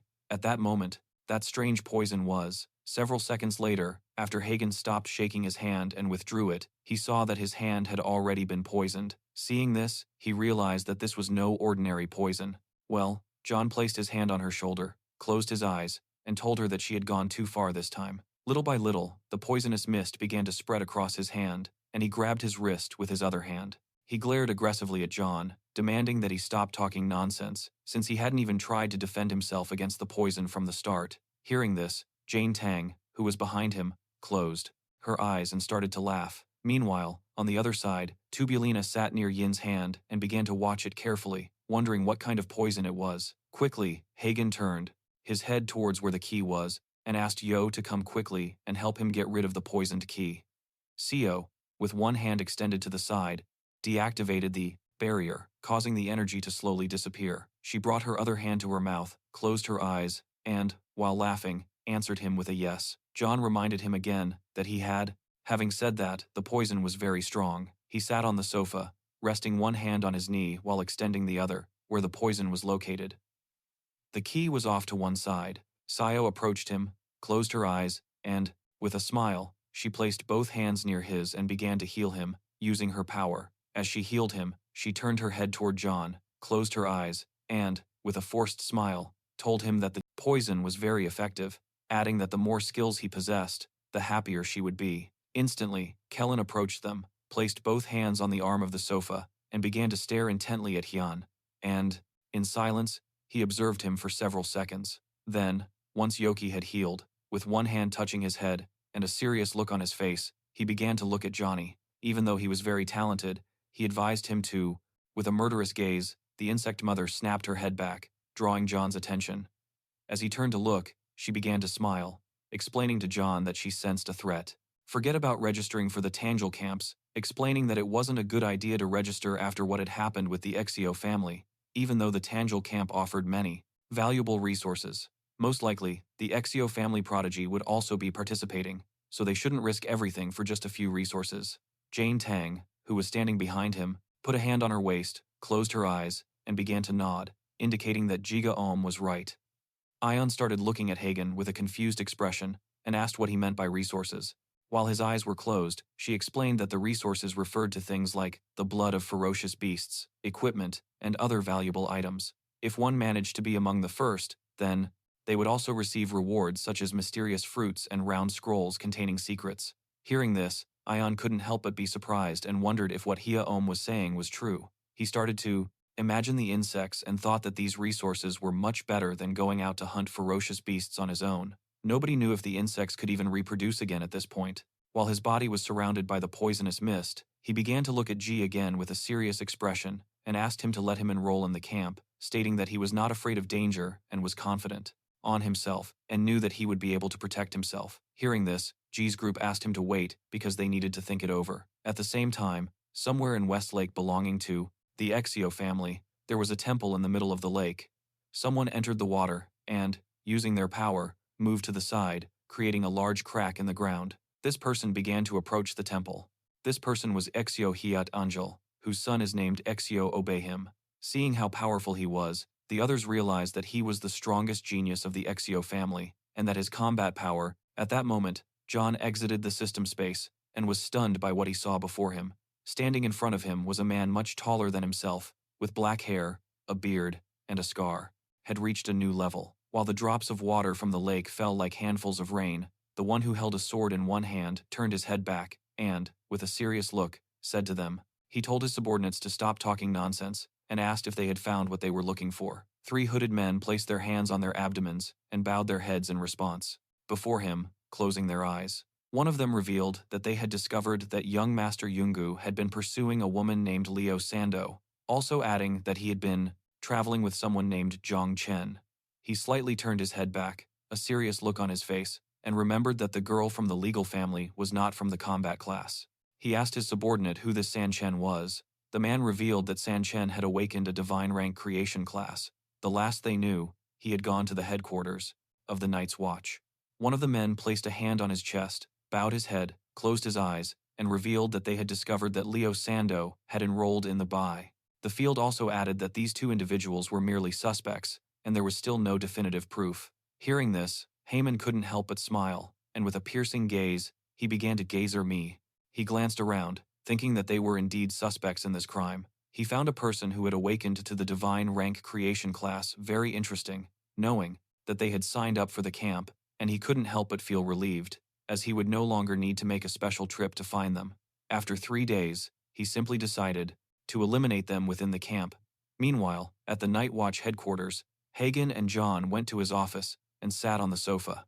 Gigaum, with one arm resting on his knee, in his eye. The man approached John and began to stare intently into his eyes, remaining silent for several seconds. The man asked John if he was the one who triggered the awakening phenomenon, that the entire extended his other hand to the side and began to stare intently at John, explaining that even though he had already enrolled him in the Tangel camp, he remained very concerned. He had already found a form, powerful, his ally among the registered individuals. For him, this person was the little princess Muhan Wei of the Mu family, who possessed a cultivation level at the 7th stage of transformation and was known as the Queen of the Roof. Before going to the camp, John had to accompany her to explore a secret realm where he could not only improve his level, but also establish relationships with his companions and progress further. John, who was sitting in front of him with his elbows resting on the arms of the sofa, simply remained silent, listening. Hagen approached him, took him by the clean hand, began to look at him intently, and with a smile, explained that he had heard that Mang was not only extremely beautiful, but also the same age as him. She would be arriving soon, so he asked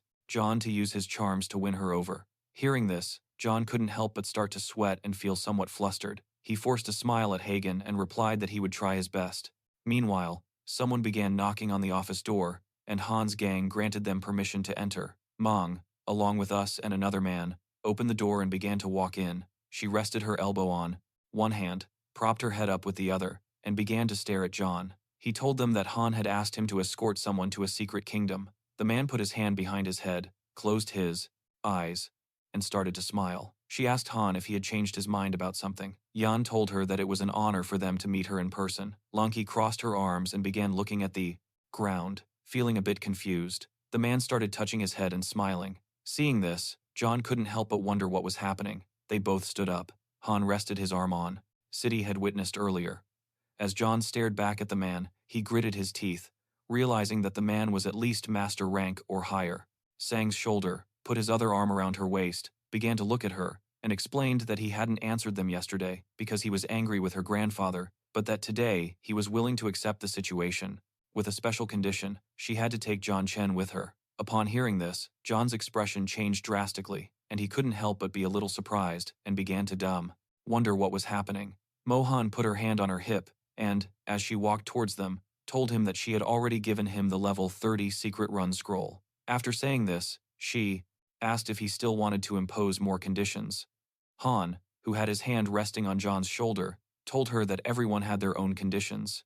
Hearing this, she thought that he was looking for someone he trusted to level up with. Since John couldn't enter a secret realm below level 50, she came to the conclusion that they were together for that reason. She concluded that they were looking for her for that reason. The man put his arms behind his back and, with a smile, began to walk towards them in silence. She approached John and began to look him in the eyes, and asked him what level he was and what class he had awakened. He began to look at her and, in a calm voice, explained that he was level 17 and described how the creation class had awakened for him. Hearing this, she with his hand on his waist, he began to point at John with the other hand, looked at him with disdain, and seeing that he was a level 17 rookie with the creation class, called him trash. John couldn't help but get angry and think that she was a spoiled little brat.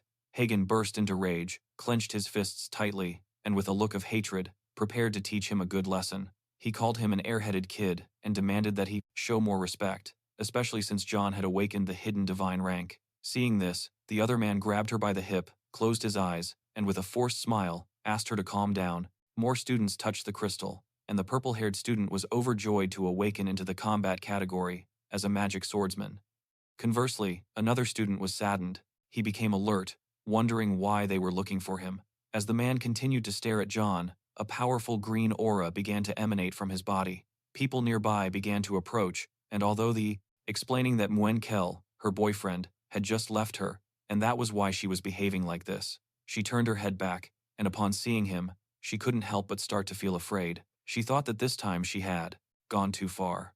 Hyun turned his head toward Yan, and seeing her demeanor, he couldn't help but feel somewhat surprised and confused at the same time.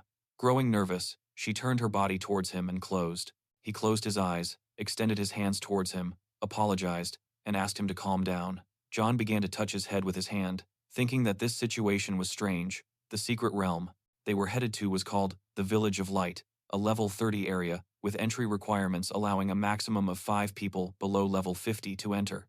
The conditions to complete this secret realm are: eliminate all the monsters, kill the boss, or destroy the sacrificial altar. Several hours later, they arrived at the portal. Duhecho, with one hand on his waist, turned his head towards them and, with a serious look, asked everyone to listen carefully. This time, he was going to be the leader. He asked everyone to remember that if they were accidentally separated or if they were in danger, they had to return to this teleportation point immediately. Although the probability of this secret realm becoming unstable was low, precautions had to be taken. Precautions against any eventuality. Everyone had to return here immediately and leave the secret well. Mo Rai, who had his arms crossed, began to look at him with a smile. As he silently listened to the approaching billing, he reached out towards the portal, closed his eyes, and with a smile, told her that a level 30 secret realm scroll cost -1 billion. Yoki, who was holding his elbow with his other hand, also stood silently listening. Wangle, who had his arms crossed, turned his head back and began to. The man was quite far away, but they could still feel his powerful aura. They began to wonder what level of awakened he was. Seeing that he was talking to John Chambers, they started to wonder if, look at John. He called him a rookie and asked him not to start crying like a baby after entering the secret realm, because it would only slow them down. Beyond simply starting to look at her and remaining silent, everyone entered the portal. Shu Turnover turned his head back and, with a smile, asked her not to worry, assuring her that he would take care of it. Hyun began to walk towards the portal to protect it, and even though this secret realm was only level 30, he had a strange feeling. Several minutes later, everyone entered the secret realm. Inside, it was a green mountain full of trees and grass. In the center was a mysterious village surrounded by snowy mountains. They all approached the top, and Tubular, who was at the rear of the group, thought this village was truly beautiful. He also wondered why he didn't see any monsters. Hien simply stood silently, observing the beautiful village. Doin Feek, with her hand resting on her waist, began to look towards the village and explained to the others that the monsters were probably hiding in the villagers' houses. He decided to search each one of them individually. Sometime later, they all descended from the mountain and arrived at the village. As they walked, Feng told the others not to worry and assigned himself the task of attracting the enemy's attention. His task was to attract the enemy's attention and engage them, while he himself would be in charge of inflicting damage. Xiaoyao would be in charge of healing, and Junchan and Mong would follow behind them. He asked them not to fall behind. Hearing this, everyone responded, "Okay." Somewhere in the village, there was a rock with the luminous world written on it, which emitted a strong and malignant aura. Bo, Feng, Xiao, and Hyun approached the stone, and Feng raised his hand to the sky, signaling them to stop. He realized that this stone was suspicious, so he asked them to. There was some kind of conflict brewing. When the man started staring intently into John's eyes, John became a little nervous, as the behavior was quite strange. This man had been putting pressure. Be careful. Soki, who was standing next to him and holding the magic staff with both hands, explained that he greatly disliked the atmosphere of this village and came to the conclusion that it had a dark nature. Aside, Hien simply remained still and didn't utter a single word. Shi-oi decided to first cast a purification buff on the village. She closed her eyes and extended her hand towards the sky, and blue magic began to emanate from her hand. The buffs she had applied started spreading throughout the village. Johann brought his hand closer to his face, examining the magical dust, and with a surprised expression, he realized that this buff was incredibly powerful, not only clearing people's minds, but also significantly increasing their attributes and energy. At that moment, the wind began to blow, and a cloud of smoke started to form. The sky's color shifted and turned red. The city lights became visible, and a malevolent energy began to accumulate in the sky. They approached, and couldn't help but be surprised and alarmed simultaneously. This evil energy was emanating from the stone, causing Han Bin to quickly realize. He realized this wasn't good. With a serious expression, he turned his head and ordered the others to run, but just before he could finish speaking, the stone began to absorb him. Before disappearing completely, he urged the others to move away from the stone and ordered them to immediately call for reinforcements, explaining that it was a mutation. A bright light descended to the ground, right above the town, creating a magical barrier around them to prevent anyone from escaping. Several system windows popped up, warning everyone that this level 30 secret area, previously called the Beautiful Village, had undergone a mutation and was now called the Village of the Dead. This secret realm was now at nightmare level, and the conditions for on John without even saying a word, and he didn't know if the man was testing him in some way. At that moment, the insect mother appeared, licking her finger with a murderous look, directed. Completing it were to eliminate all the undead from the Village of the Light, or to kill the final boss. The system also left them a note. The light fades, the darkness blooms, and that's when the door to the realm of death will finally open. The smoke dispersed, and John was teleported inside a house. While reading the system information, he realized that the secret realm, had just mutated directly from normal level to nightmare level, and the others had also been scattered due to the mutation. He couldn't help but be surprised as a drop of sweat fell down his cheek. He remembered that this secret realm was level 30, with nightmare difficulty. At his current level, fighting alone would be too dangerous. He recalled what Don Feng had told him. If one was accidentally separated and found themselves in danger, they had to immediately return to the teleportation point. Hyun decided to heed Don Feng's advice and decided to go back first, using Jamesing, the teleportation stone. Without hesitating for even a second, he approached the wooden wall of the house and gave it a strong kick, breaking the wooden planks. But instead of finding the exit, he found a room with lamps hanging from the ceiling, coffins on the floor, and a painting of an old man on the wall. John entered the room and, after looking carefully, realized there was no way out, only coffins. Seeing this, he couldn't help but feel somewhat confused. The old man in the photo started looking at John and smiling, and John started wondering if it was an illusion. He didn't know why the old man in the photo was smiling at him, but at that moment, the lid of a coffin began to open, and sharp claws began to emerge from within. Upon hearing the sound of the coffin lid, John turned towards the noise with a confused look, beginning to wonder what was happening. Several necromancers opened the coffins, and beings emerged from them, beginning to look at the man. She told John that this man was a threat to him. To her, the man seemed delicious, and she wanted to devour him. He unpanicked and knew something was wrong. His suspicions were correct, as at John. According to the system, they were level 30 and possessed skills such as charge, decapitate, and corrosion, among many others. Their main characteristic was that they were immune to normal physical attacks. The necromancer rapidly approaches John, preparing to attack. Seeing this, John assumes an offensive stance, raises his hand, and poisonous mist begins to emanate from it. Little Nine watches the necromancer slowly approach with a serious look on his face, thinking that if normal physical attacks have no effect on them, it would be better to use poison.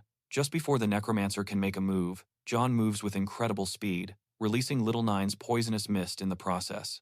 In a matter of seconds, the mist begins to spread throughout the room. After doing so, he jumps out of the house, landing on the roof of another house. In a matter of minutes, the necromancers, they emerged unharmed, as if nothing had happened.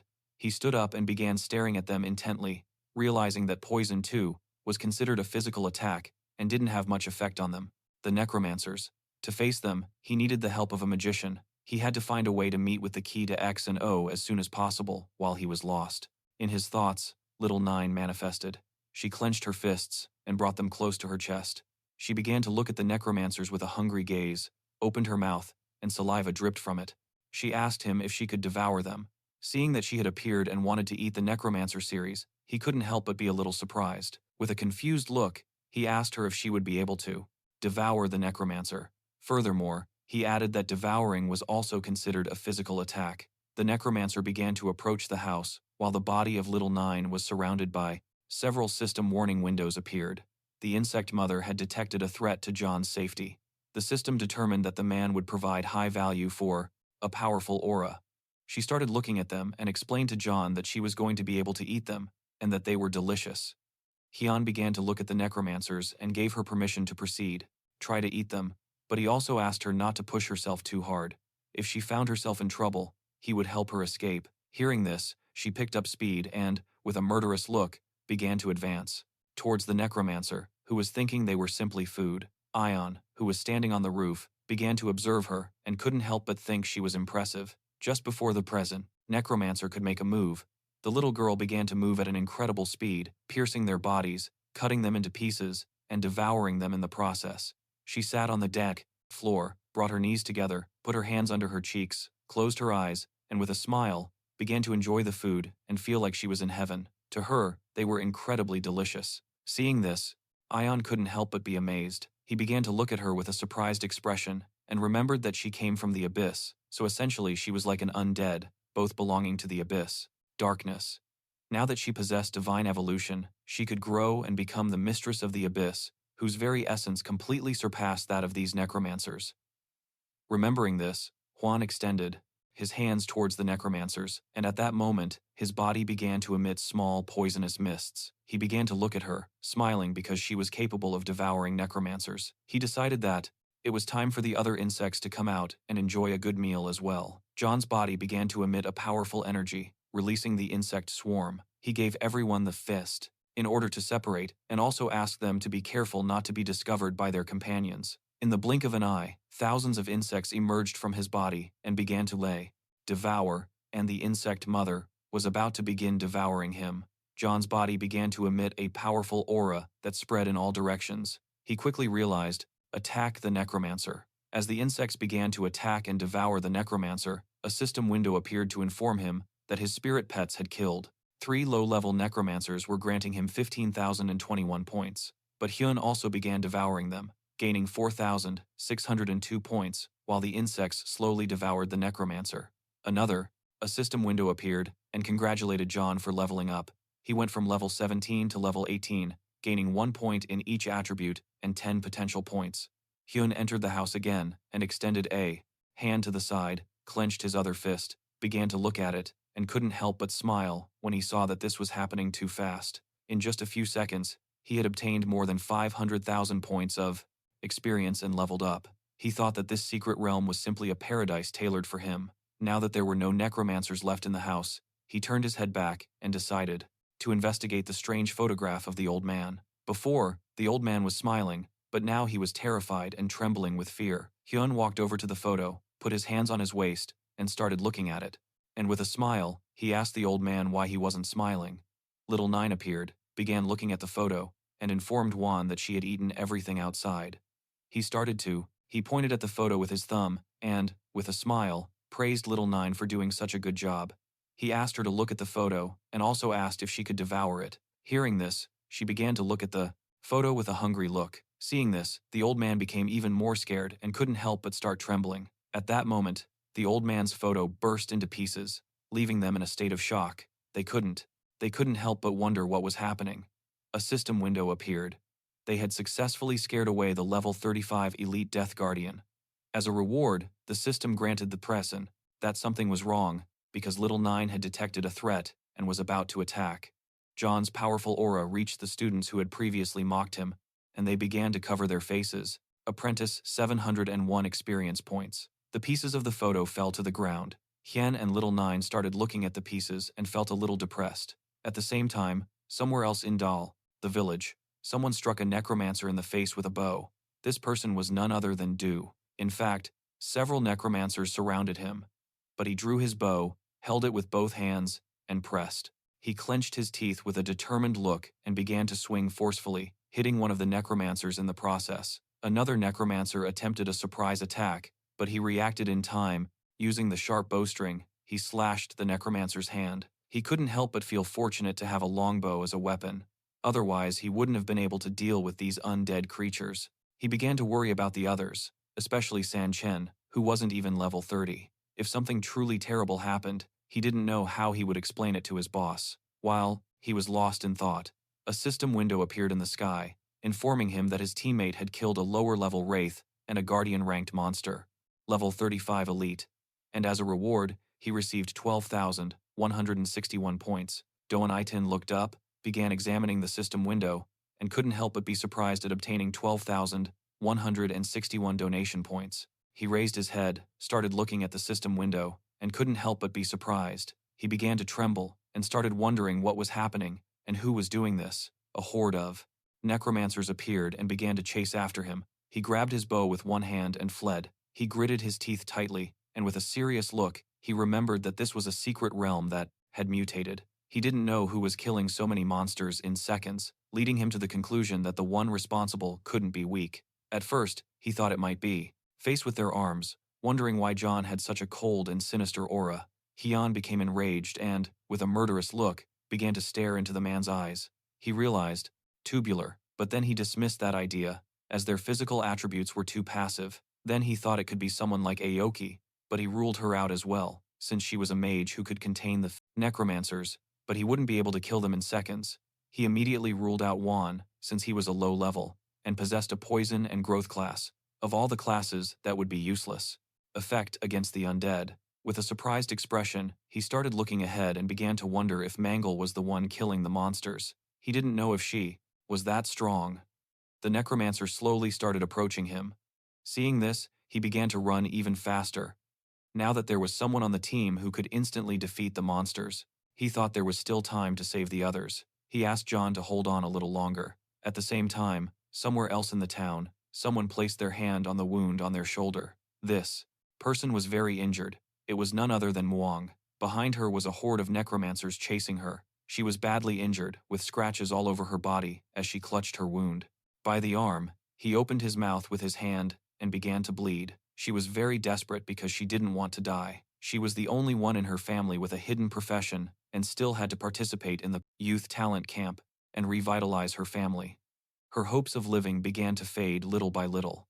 He would soon run out of energy and couldn't even properly use his main skill called speed. He started crying because he wanted to go home and didn't want to die.